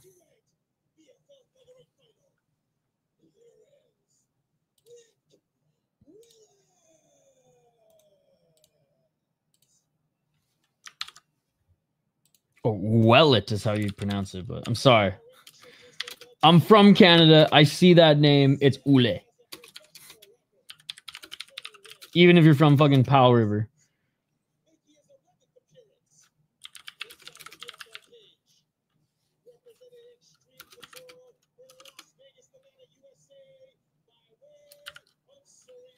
Fucking Siri, let's go.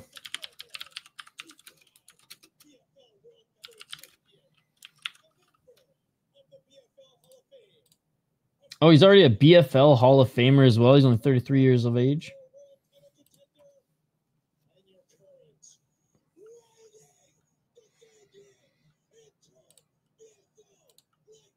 I like the announcer. Some people say he's corny, man, but I think he's good. He brings the heat. I bring the heat, brother.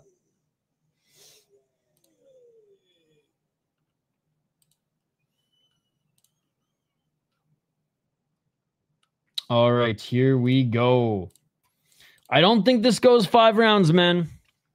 I think Kennedy's wrestling. Oh, Kennedy's just as tall as him. For some reason, I thought Ouellet would be a little bit taller. I always underestimate Jeremy Kennedy's size. Bro, I swear, man, it's the East Indian Frank Trigg. It's the East Indian Frank Trigg. Let's do this. All right. For the lightweight interim title, ladies and gentlemen. Let's get it on. Defending it is Jeremy Kennedy. Let's get it on. Ouellet in the and 1 shorts. Straight up, pick them off the shelf at Walmart. High kick by Ouellet. Pressuring Kenny. Oh, Kenny with a low kick. Already drops Ouellet with the low kick. Ouellet back up to his feet. 440.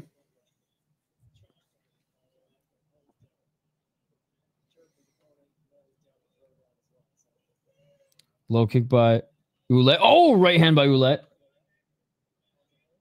Oh, Kenny didn't like that. Right uppercut by Ouellet. Kenny looking for a takedown. 420. Smoke him if you got him.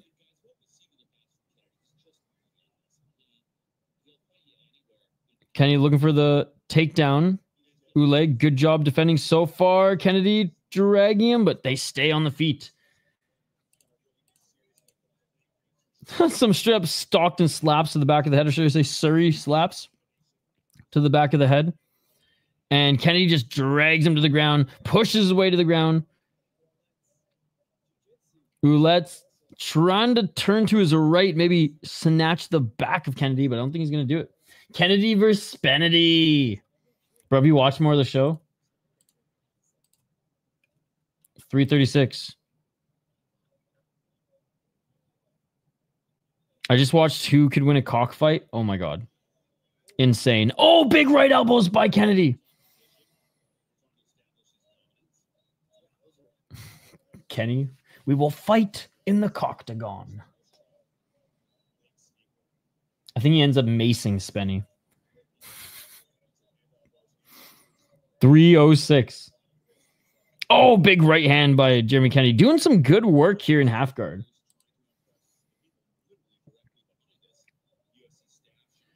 Oh, Sean Shelby and co are there.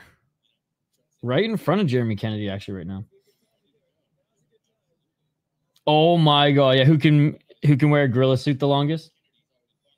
That's a good episode. That's a really good episode. Just ends up lighting him on fire to take off the suit at the end. 2 minutes and 36 seconds. Ouellet now high guard, maybe trying to set up a triangle, but I don't think he has enough room to do it right now.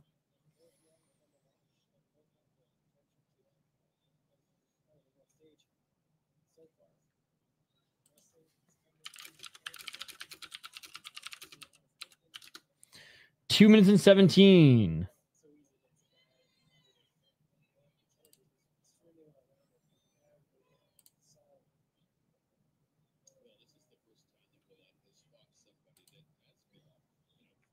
Right elbow by Kennedy.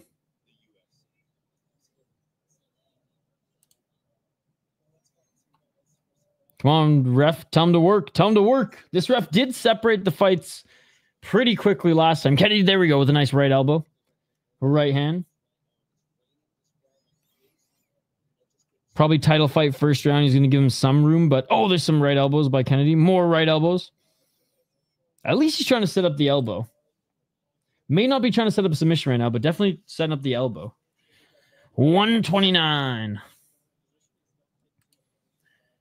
Oh, just missed with that right elbow again. As soon as he slices him open, that's when this gets interesting. 114. JBC.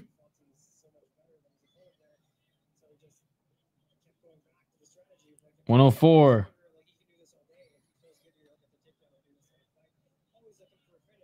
In the guard. Jeremy Kennedy, nice pass in the half guard. The old dick twist. Just mauling him right now, though, is Jeremy Kennedy. Ripping through full guard to half guard. Landing some right hands. Landing some right elbows.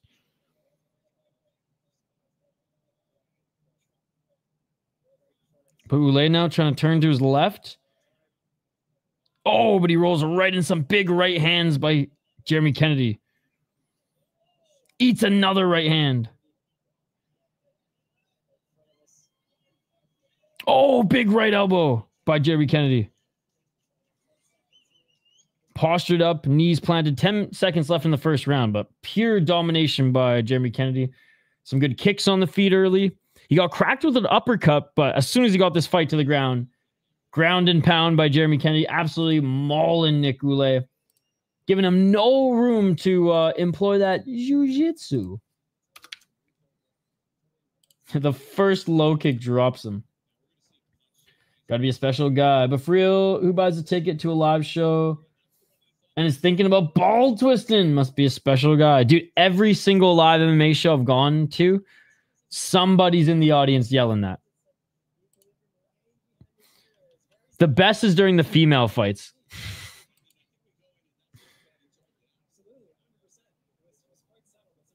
All right, round 2 coming up. Yeah, at least at one point or many points of an LFA show that I've gone to, or that I go to, and that I've gone to, someone's there yelling it. Nice, nice. The last walk of the evening.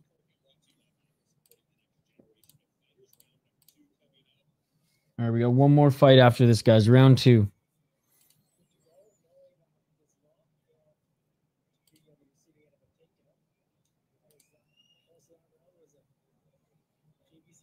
So a lot of them do, apparently.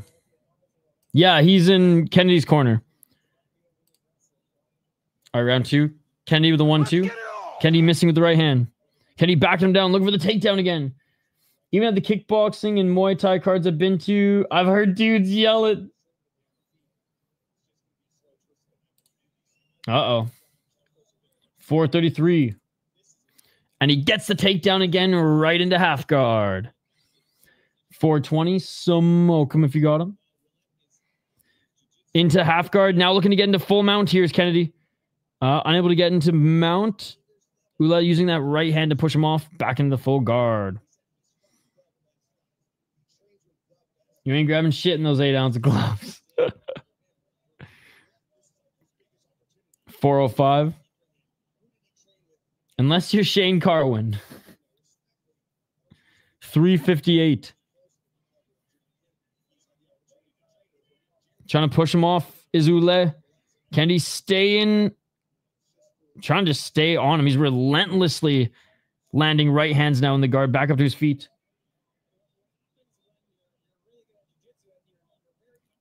338. Kennedy landing shot after shot on Ouellet here.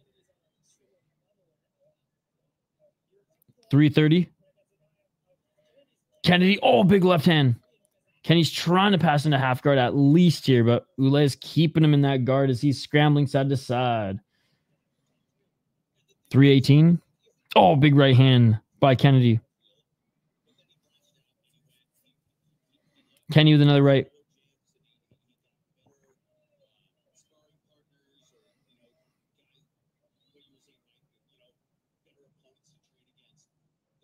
Kennedy with the left elbow.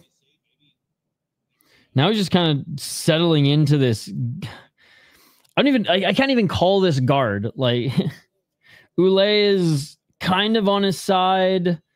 Kennedy's 1 foot planted, 1 knee planted, and just continuing to land short left elbows and right hands. Big ass hands. All right, now settling into the guard. But even then, his knees are planted. Ouellet, right leg under the left leg of Kennedy, trying to push him off. Kennedy goes right back to his feet again and just continuing to land left hands. Absolutely destroying him. Kennedy making an anti-fan. He's dominating right now. 214.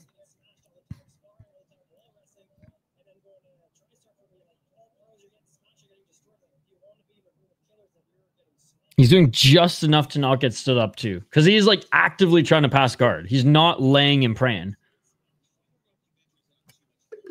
Ouellet's just honestly not scrambling enough. Oh. A little camera reshuffle there. Or Antifa. 144. If we were allowed knees to grounded opponents, Jeremy Kennedy would have already won this fight, but unified rules, right? Unified rules. 131. It's going to be a long one, guys. Thought Jeremy Kennedy would get the TKO in this position, but Ouellet's doing enough. A little squirming. And Kennedy hasn't been able to settle into a position to just lay enough strikes to finish it or get into full mount.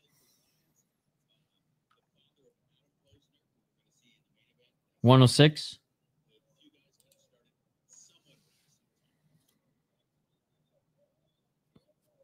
And Kennedy landing some short right hands. Now just flattened in half guard. Posturing up now a little bit. But another dominant round. 45 seconds.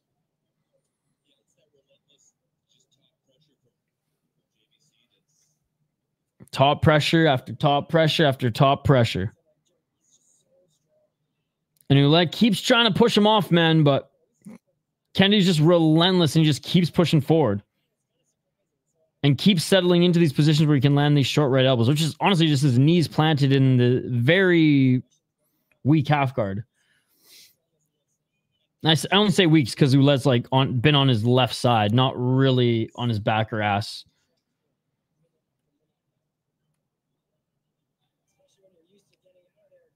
Kennedy, ooh, some elbows here to the side of the head at the end of the round, and that's going to do it for round 2. Please, Kennedy, finish it in the third. Please finish it in the third. Not the most exciting fight, but Kennedy's absolutely dominating right now. Ouellet's done nothing, bro. Other than a right uppercut in the first round. Left a little mark on Kennedy. Little right welt. Could have been from an elbow from the back on the ground of Ouellet as well, but we'll see how he fares in this third. Round 3 coming up. I got the first 2 rounds going to Jeremy Kennedy. Ground and pounding the shit out of him. He's honestly not even landing that much ground and pound, but yeah, not an exciting fight, but one-way traffic nonetheless.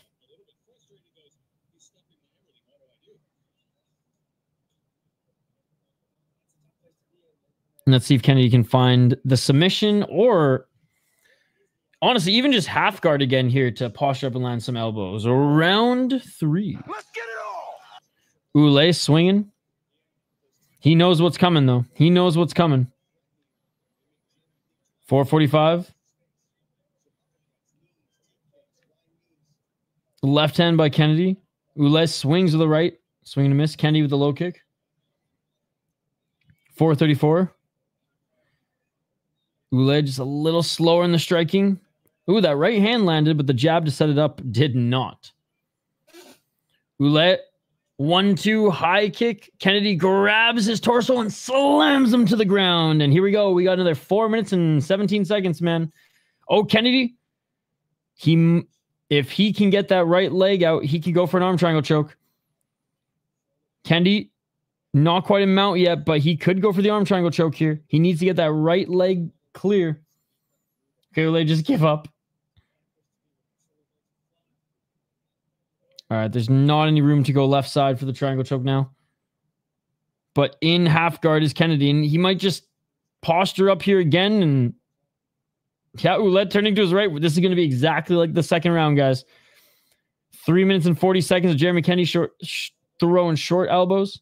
He is... Oh, Jeremy Kennedy's now pushing his left knee on the face of Ouellet, but Ouellet now threatening for potentially a triangle. Only the left leg is up high. 3:22.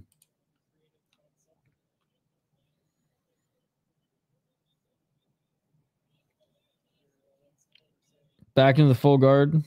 Kennedy with a couple shots to the body.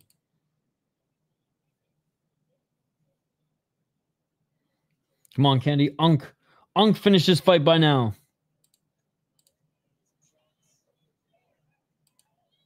Some more shots by Kennedy. Right elbow by Kennedy. He's getting mauled. You'd think Kennedy was from Dagestan the way he's mauling Ouellet right now.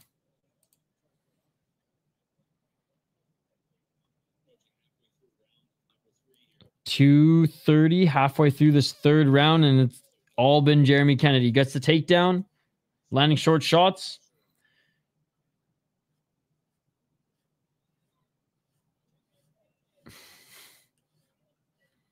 .221.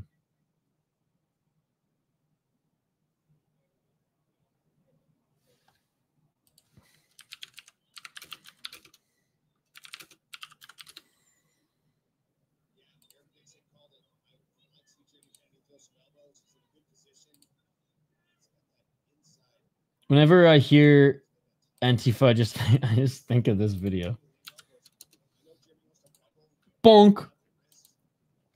151. Can Jeremy Kennedy get into mount? He's postured up in half guard again. 142.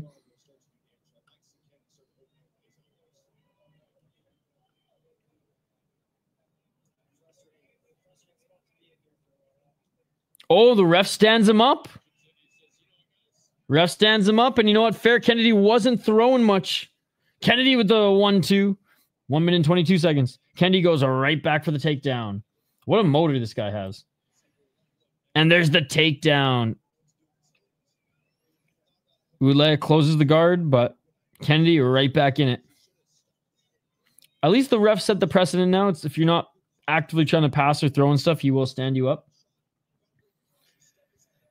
Oh, it's amazing. 53 seconds remaining in this third round.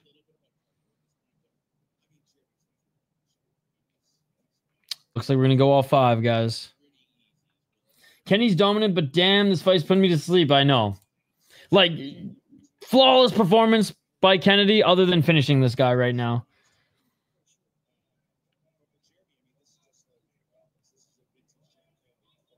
Vintage JBC. Ouellet rolling to see if he can catch anything here in the last 20 seconds. Kennedy with a hammer fist. Hey, what's up, dude? There's one more fight. We've been on for the entire main card.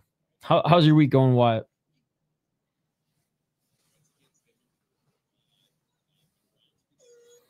And that is it for round 3. Literally going. Again, Khabib-style dominant round for Jeremy Kennedy yet again. He's won all 3 rounds. Ouellet does not have an answer. I don't know what my superhero name is. Friggin' Carpet? What's Aladdin's flying carpet's name? That's my superhero name. It's Smart Guy. No, there's 2 more rounds, Alina. Can't complain. 2 more rounds. And again, like, great performance, just not an exciting performance. Main event, por favor, because the main event might go 5 rounds too. Let's be honest. Posener might get the submission. I don't know how good Allan Ruiz submission defense is. He is a good... or he got rear naked choked in his last fight. He looks like he's more of a striker. It's just called the magic carpet. Okay, that's me. The magic carpet.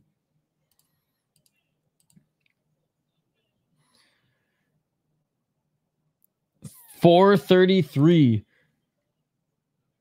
This arena is a time where I want the Cage Fury FC title rules, where if you're up after the 4th, by 2 rounds, then they just fucking end it. Or if you're up in the fight, yeah, by 3 rounds, I guess. Or up by 2, but you're up 3-1, they just end the fight. 401 and Kennedy gets the takedown. I'm only saying that because it's almost midnight. Tragic carpet. That's good. 3 minutes and 54 seconds. Jeremy Kennedy in the guard of Ouellet.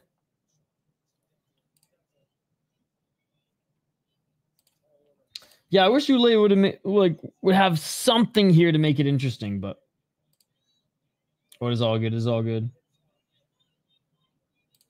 Yeah, you're an hour ahead of me still, Lena. It's freaking almost 1 a.m. your time. Hey, 8 minutes left, guys. 8 minutes left of this. Unless Jeremy Kennedy can get a 4th round finish like he did in the last fight. Yeah. I want to dress like a sheep-based anime character. You guys don't like the... It's nice and warm. I got a care package from Waggle. How's it going, Dirty Hippo? This one's sweet, though. Check this out. Oh. I'm going to wear this tomorrow. This one's pretty good, too. And I got a new toque. But that one's still in the bag. But yeah, it's cold today, Dirty Hippo. So nice and warm. 235. Back up to his feet. Kennedy. Big shots here. Come on, finish in the 4th like you finished your last fight. How you doing tonight, Dirty Hippo? How's your week been so far? Fuck, I haven't even taken the tags off the freaking hat yet. 218. Yes.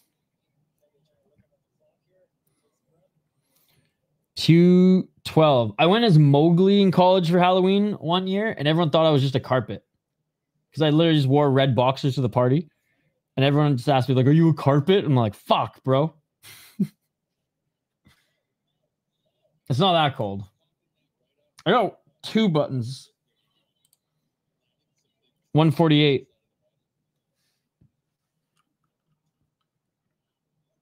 Still in half guard.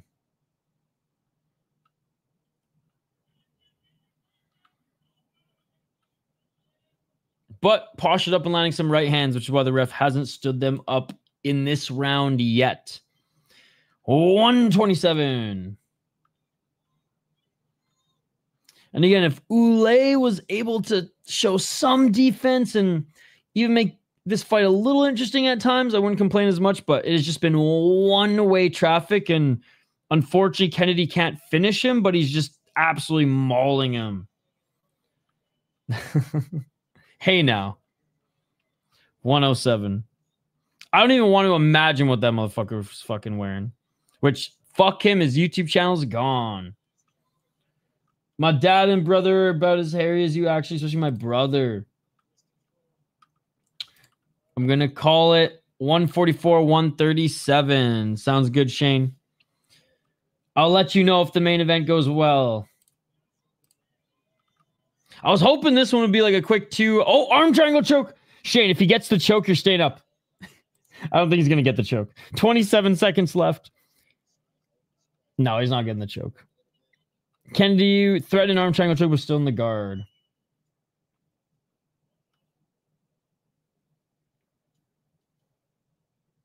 15 seconds left in this 4th round. 5 more minutes of this, guys, and then we move on to the main card or the main event.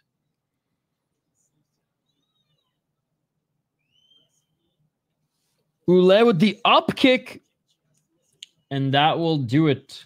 I think it just missed Jeremy Kennedy. 5th round, ladies and gentlemen. Absolute mauling by Jeremy Kennedy. He's just getting in some cardio and wrestling practice in at this point. Unless Allan Ruiz just ends up being a crazy jiu-jitsu ace, which I don't think he is. I do think Posener finishes him. He lost via rear naked choke in his last fight. Won the Budo Cento, or defended his Budo Cento championship title, though, with the rear naked choke. Lost in a different weight class in Budo Cento championship via rear naked choke. He's lost via triangle choke and twice via rear naked choke. Given Allan Ruiz has, so we'll see. We'll see.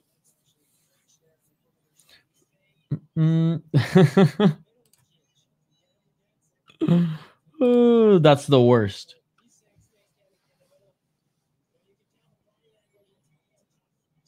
Do you have the friggin' shoulder hair too?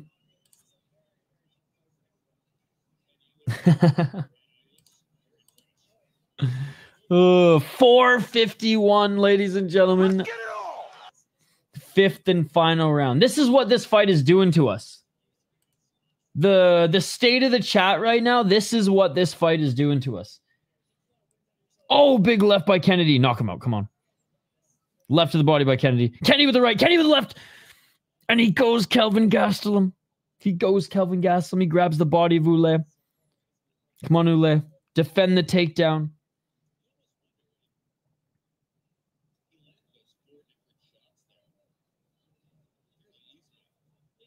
I mean, Kennedy, honestly, I think Ouellet's so tired right now that Kennedy probably could just keep this on the feet. But instead, he's going for the takedown again. I mean, it's the smart way to go. Seal it. I mean, it's already sealed, I guess. Just finish the job. Just a little random shoulder hair and lower back, like reverse snail chair. But the other day, I got back hair. I may as well be celibate. Oh. 343. And there's the takedown by Jeremy Kennedy. I know. What is this? Oh, Kennedy with some big right hands. Blocking his Ouellet. It's because this fight, entertainment-wise, has been ass. But performance-wise, Kennedy has been crushing it. Side control, half side control, left knee planted, right foot planted for Kennedy. And he's just continuing to land right hand after right hand after right hand. Enough to actually get the ref's attention here. 3 minutes and 9 seconds. Can Kennedy finish this fight? 3:05? I don't think so. Ouellet rolling to his left. Posener. Right elbows by Kennedy. I think he's a way better grappler. Striking. I don't know. I haven't seen the other guy fight. Or if I have, I certainly don't remember him. But I'm confident in Posener's grappling. Oh, Kennedy invites Ouellet back up to his feet. Oh, Kennedy with the 1-2. Kennedy with the right uppercut. Dude, Ouellet is eating big shots on the feet. Yet Kennedy goes back to the clinch. 2 minutes and 22 seconds. Honestly, if Kennedy, he maybe could have finished him with a few more shots there. Again, big maybe, but still. Knee to the body by Kennedy.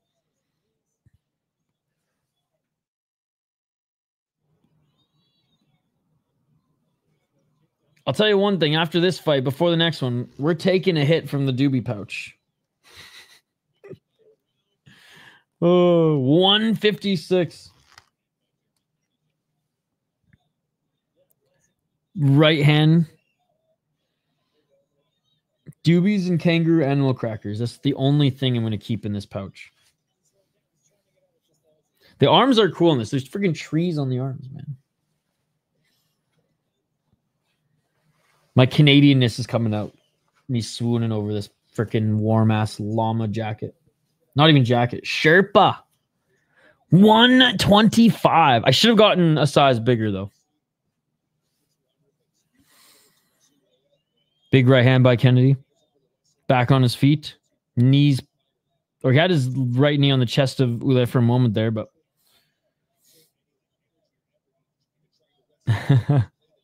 Nah, I've had a busy day, Wyatt. I was on site for work today. A sauna cold plunge sesh today. Went for a pretty long run. Cooked dinner for the neighbors. Worked. Haven't had a chance yet. Oh, hell yeah, Benjamin. Hi. Yeah, I'll do some push-ups in the morning for Friday fights. Yeah, boring fight for sure. Kennedy dominated. Like, absolutely dominated. Probably could have finished him on the feet in the last 2 minutes there, but yeah. Not an exciting fight at all. Hell yeah. Yeah, jumped in Lake Minnetonka today after the sauna, which was nice. Makes me feel bad. Ain't done shit. High as a kite. And that will do it, ladies and gentlemen. It won't do it to get Jeremy Kennedy back in the UFC. But a dominant win nonetheless. Nick Ouellet didn't even sniff around. Oh, Nick Ouellet's corner is yapping at Jeremy Kennedy. But Nick Ouellet showing his respect. But Jeremy Kennedy's telling Nick Ouellet's corner to fuck off. And Jeremy Kennedy's actually walking up to the cornerman of Nick Ouellet. I mean, they're probably chirping him, being like, fucking boring, blah, blah, blah. And he's probably just like, I fucking smoked your boy 5 rounds.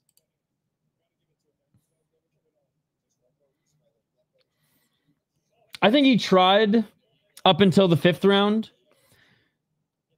I will give credit to Ouellet. He was like the only defense he did was like rolling side to side and scrambling a little bit, making it tough. But I do think at the end of this, I do think in the 5th round when he was striking, he probably could have finished him there.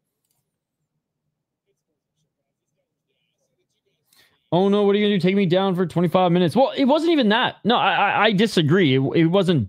He took him down only once every round. And then he stayed on him pretty well, I guess twice one round because he got stood up.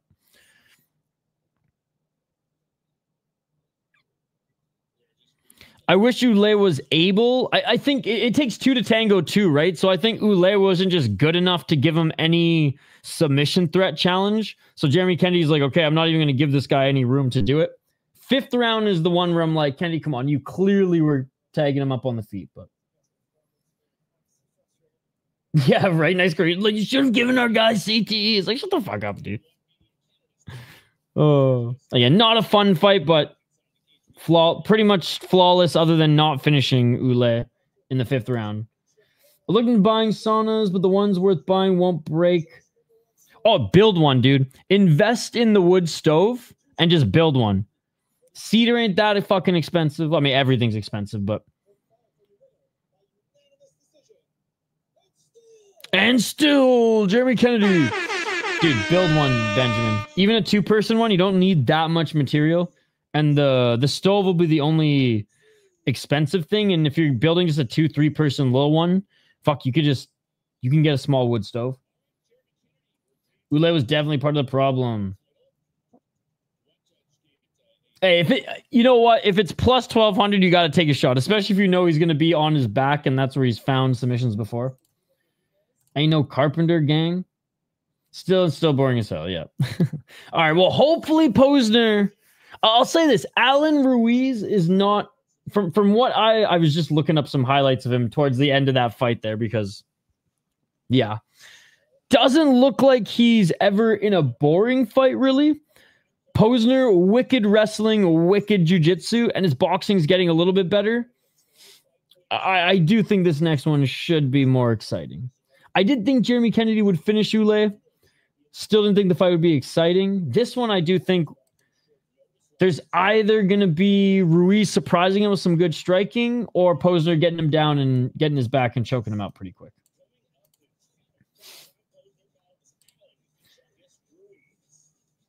Ruiz about to pull up an upset. Is that just money line or is that knockout?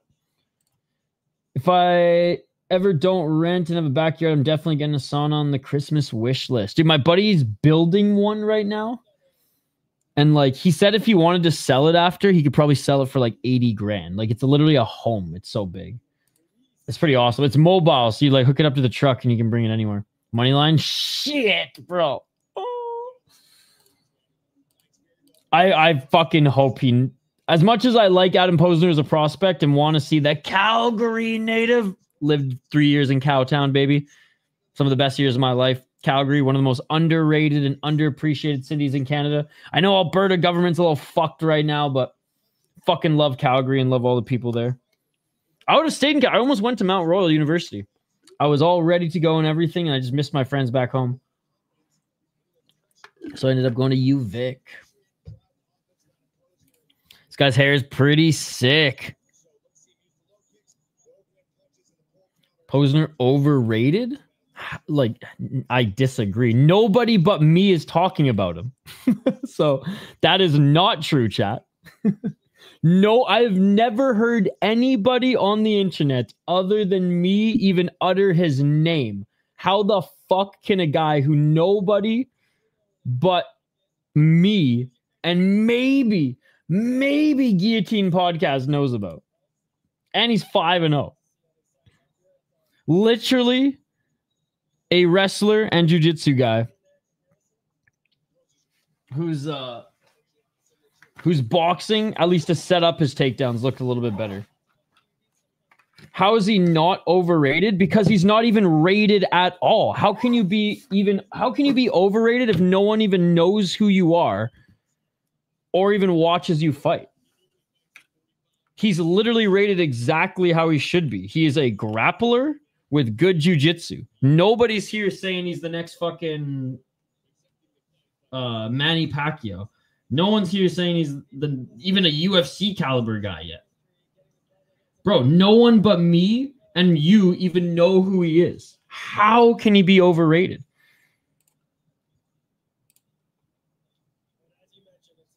Again, I watch fights, not numbers, dude. You looking at numbers, bro. Those mean absolutely nothing. Absolutely nothing. I think anything over 1,000 in MMA is crazy. It has nothing to do with Adam Posener. That just means in those fucking books out there in Canada are just smoking way too much weed.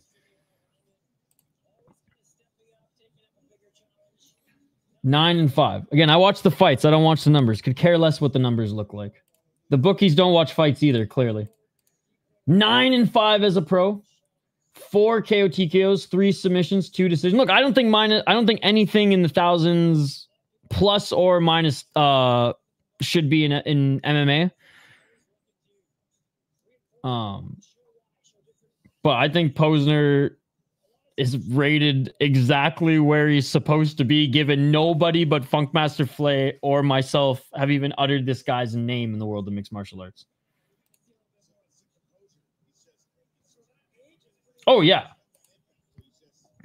I'm just saying, if you literally like, oh, Posener's overrated just because of his numbers, it's like, dude, this is regional MMA. The numbers, the numbers are telling us that this guy doesn't have back take defense and that they're overinflated. But I'm not going to put that on Adam and fucking diminish, I guess, anything of his or put him down at all for it. I watch fights before any numbers. I don't go based off numbers, but they tell a story of what the public thinks. I don't give a fuck what the public thinks, dude. The public also votes on Tapology, and those are half the time insane. I want to go to Canada mountains and smoke weed. Again, I agree with you that no one should be in the thousands.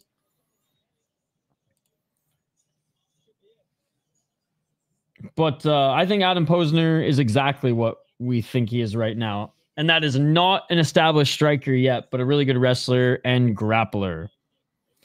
Ruiz does have 93 grip percentage, though, and that is huge. That is huge. Can you round up the main card results? Mr. Showtime, you are smarter than me. You should already know, to be honest. I don't know why you asked me these questions. You literally are the smartest guy in our chat and know way more than me. All right, so Erfan won, Bulat won, Drake Randall won, Siraj won, Kajić won, and Kennedy won. Tell us how you really feel.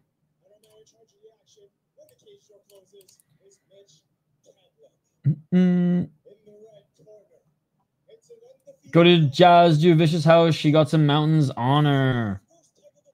Dude, I think she's probably gonna want to strike too much and gets pieced up, but I hope she goes full Jeremy Kennedy. And by the way, having said all that fucking rant about overrated, underrated, I do hope that Ruiz wins so that Funkmaster Flay can eat gold-covered steak this weekend. You too kind, brother. Sorry, I've just been in and out. No, I'm just teasing you, Mr. Showtime. I got you, brother, all the time.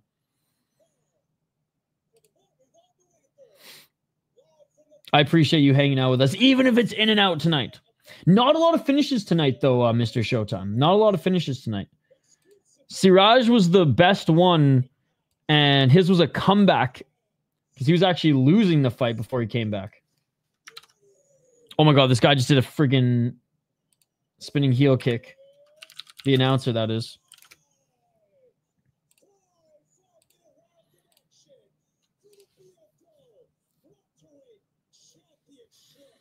Funkmaster, you should have bet on Ruiz knockout. That would have paid off the student loans. All right, 4 KOT goes, 3 submissions, 2 decisions. Budo's a pretty decent league. It just seems like when he takes a step up in competition against guys who are more grapplers than strikers, he tends to lose. But he has beaten good guys. Antunes is good. Linares is good. 12-4.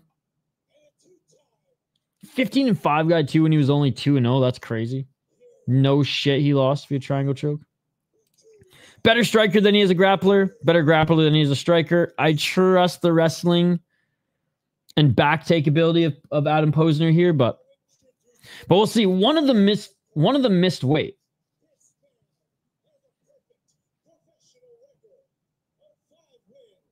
Oh, never mind. Neither of them missed weight. My bad. For some reason, I thought Posener was a 155er. He's only 21 too, and I also thought he was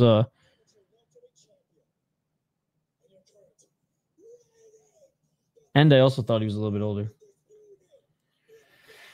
Posener's the truth man, future UFC prospect for sure. We'll see. No, arm triangle choke. His boxing has to be rounded out, but he's still so young that he's got time. For some reason, I thought he was like 24, 25. I'm taking over for Shane's picks. He told me to. I swear he said he picked Ruiz. I got Posener. Dude, yeah, he did. Hey, good luck, Funkmaster. I mean, Funkmaster got 2 huge underdogs, co-main and main. When you see these boxing odds in MMA, you got to go for them sometime. Over or underrated? I do think his grappling's insane. I think his dad is like either an MMA coach or a jiu-jitsu coach. Ruiz definitely worth the pick, but I've seen Posener live, man. Guy just smothers you if you can't grapple. Ruiz got some hands, but Posener a little bit taller than him as well. Ruiz with a low kick. Here we go, guys. Main event of the evening. Oh, right hand by Ruiz, and Posener gets the takedown. Butterfly guard. Dude, I know both you are.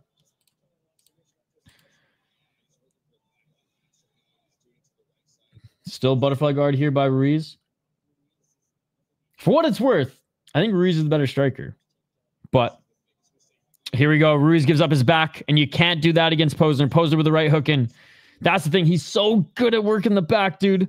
And Ruiz gave up his back here. Posener, one hook in, looking for the rear naked choke. Posener trying to get that left hook in, but he's not even worried about it right now. He's just trying to get that right arm under the neck. Fighting the hands right now is Ruiz. Posener only with one hook in. Oh, body triangle. Not quite safe. You know, there's that veteran savviness of Ruiz. Ruiz tried to fight that body lock, and it's under the chin. Oh, not quite under the chin, actually. But regardless, Ruiz taps, and it is all over. It wasn't under the chin. It was right on the chin, pushing in. And there we go. Adam Posener gets it done from Calgary, Alberta, Canada. Cowtown, baby. Let's go. And new and still, I don't even know. Fairly rated performance. Again, his striking needs a lot of work. He's a very good grappler. And honestly, Ruiz gave up his back there. Damn. Love that he's from Calgary, man. Love that he's from Calgary. Let's go, Adam. Let's fucking go, Adam. I don't think the UFC should scout him just yet. I don't think the UFC should bring him in anytime soon. Give him... Let's fucking go. Give him at least one more year of development. He's in stupid good shape for this fight, too. Give him 2 more fights before maybe a call-up, or 3 more fights until Contender Series, or... It sucks Contender Series wrapped up right now and then he won again. But he's only 6-0. Yeah, 2-3 more fights for sure before he's even on Contender Series or call-up radar. He's got to get that striking going, but... Good grappling, good grappling. Send him 2-3 years Tiger Muay Thai and forget. Hey, good night, Alina.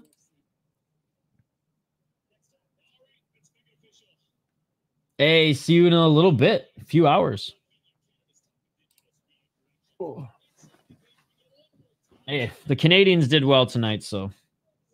And I ain't talking about Montreal.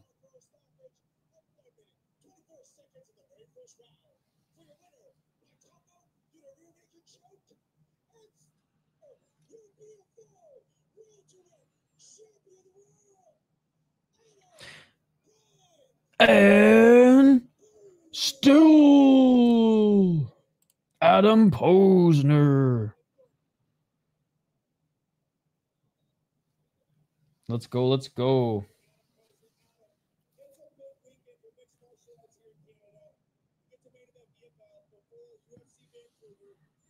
What an appetizer before UFC Vancouver for the local crowd.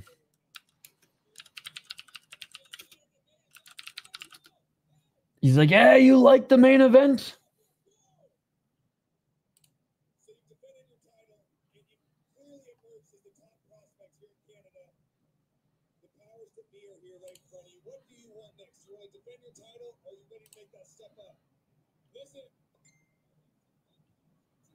They're asking if he's going to defend his title again or if he wants to step up in competition.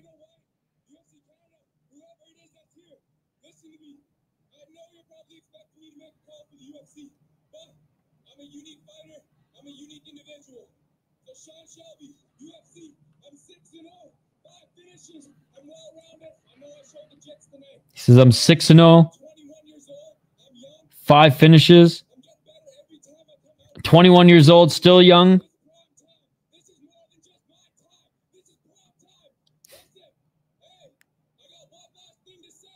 Didn't really say, call me up right now, and said I'm still young, but it's prime time, it's my time.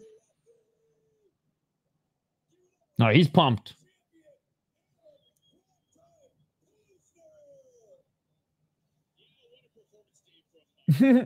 Yo, okay, guys, do you know who UFC Celebrities is?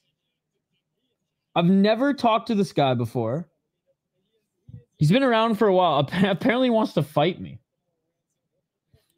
Let's listen to this together.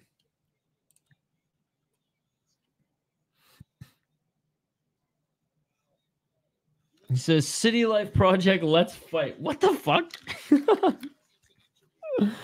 Oh. This guy's OG MMA YouTube. He's been around for a while. All right, let's see. Let's see what I said to this guy. Let's see what I did to piss him off. Bro, I feel like I'm so outside of the MMA drama universe. All right, the City Life Project. Let's fight. What do you got? That the guy City Life Prospect is having an excellent channel, and he's doing a really, really wonderful job in the world of MMA. Oh, thank you, sir. I pretty much appreciate that. But man, while I'm waiting for my professional debut, let the two of us fight. I'm willing to participate in this fight, and of course, MMA rules, because that's what I train. All right, MMA rules. You are an excellent YouTuber, but let's just see how tough you are inside the cage. Let's see what happens when no cage, only street fight. No cage, only street fight. I don't like them walls. Or closes. All right, what weight class? Weight class. And no cage, only street. Oh no, wait. Should I say hockey fight only? What weight class and no cage? Only hockey gear on ice. On ice. Thanks for the shout out. Just bleed. It's just so random. Whoops.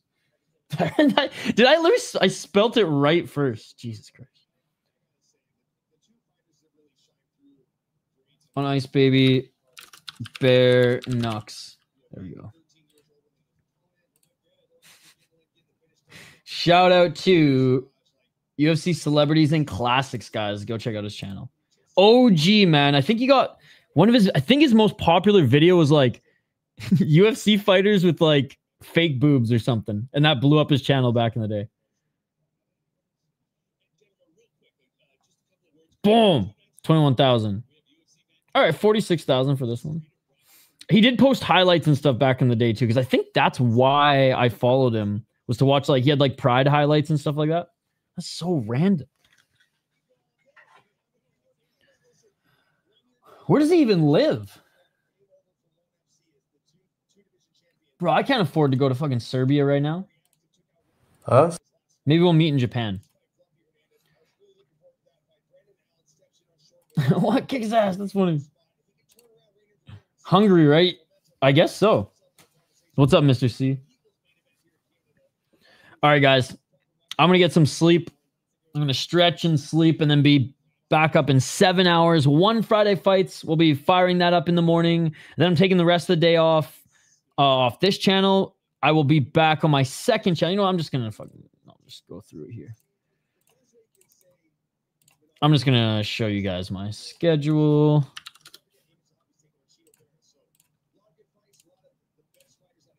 Oops. All right. So schedule for the weekend. All right. So yeah, tomorrow, 1 Friday fights bright and early. Then I will be live on my second channel, the Soda Pod. Guys, go check out the Soda Pod. I'll be covering the Minnesota Wild versus. I'll make a response video. Going fishing. All right, so go check out my second channel. I will be live covering the Minnesota Wild versus the Washington Capitals. I didn't get the stream up yet, but like literally the same thing. The same thing what I do for MMA. I just do play-by-play for hockey, except I have like a hockey scoreboard up and everything. So I'll be live tomorrow night for that.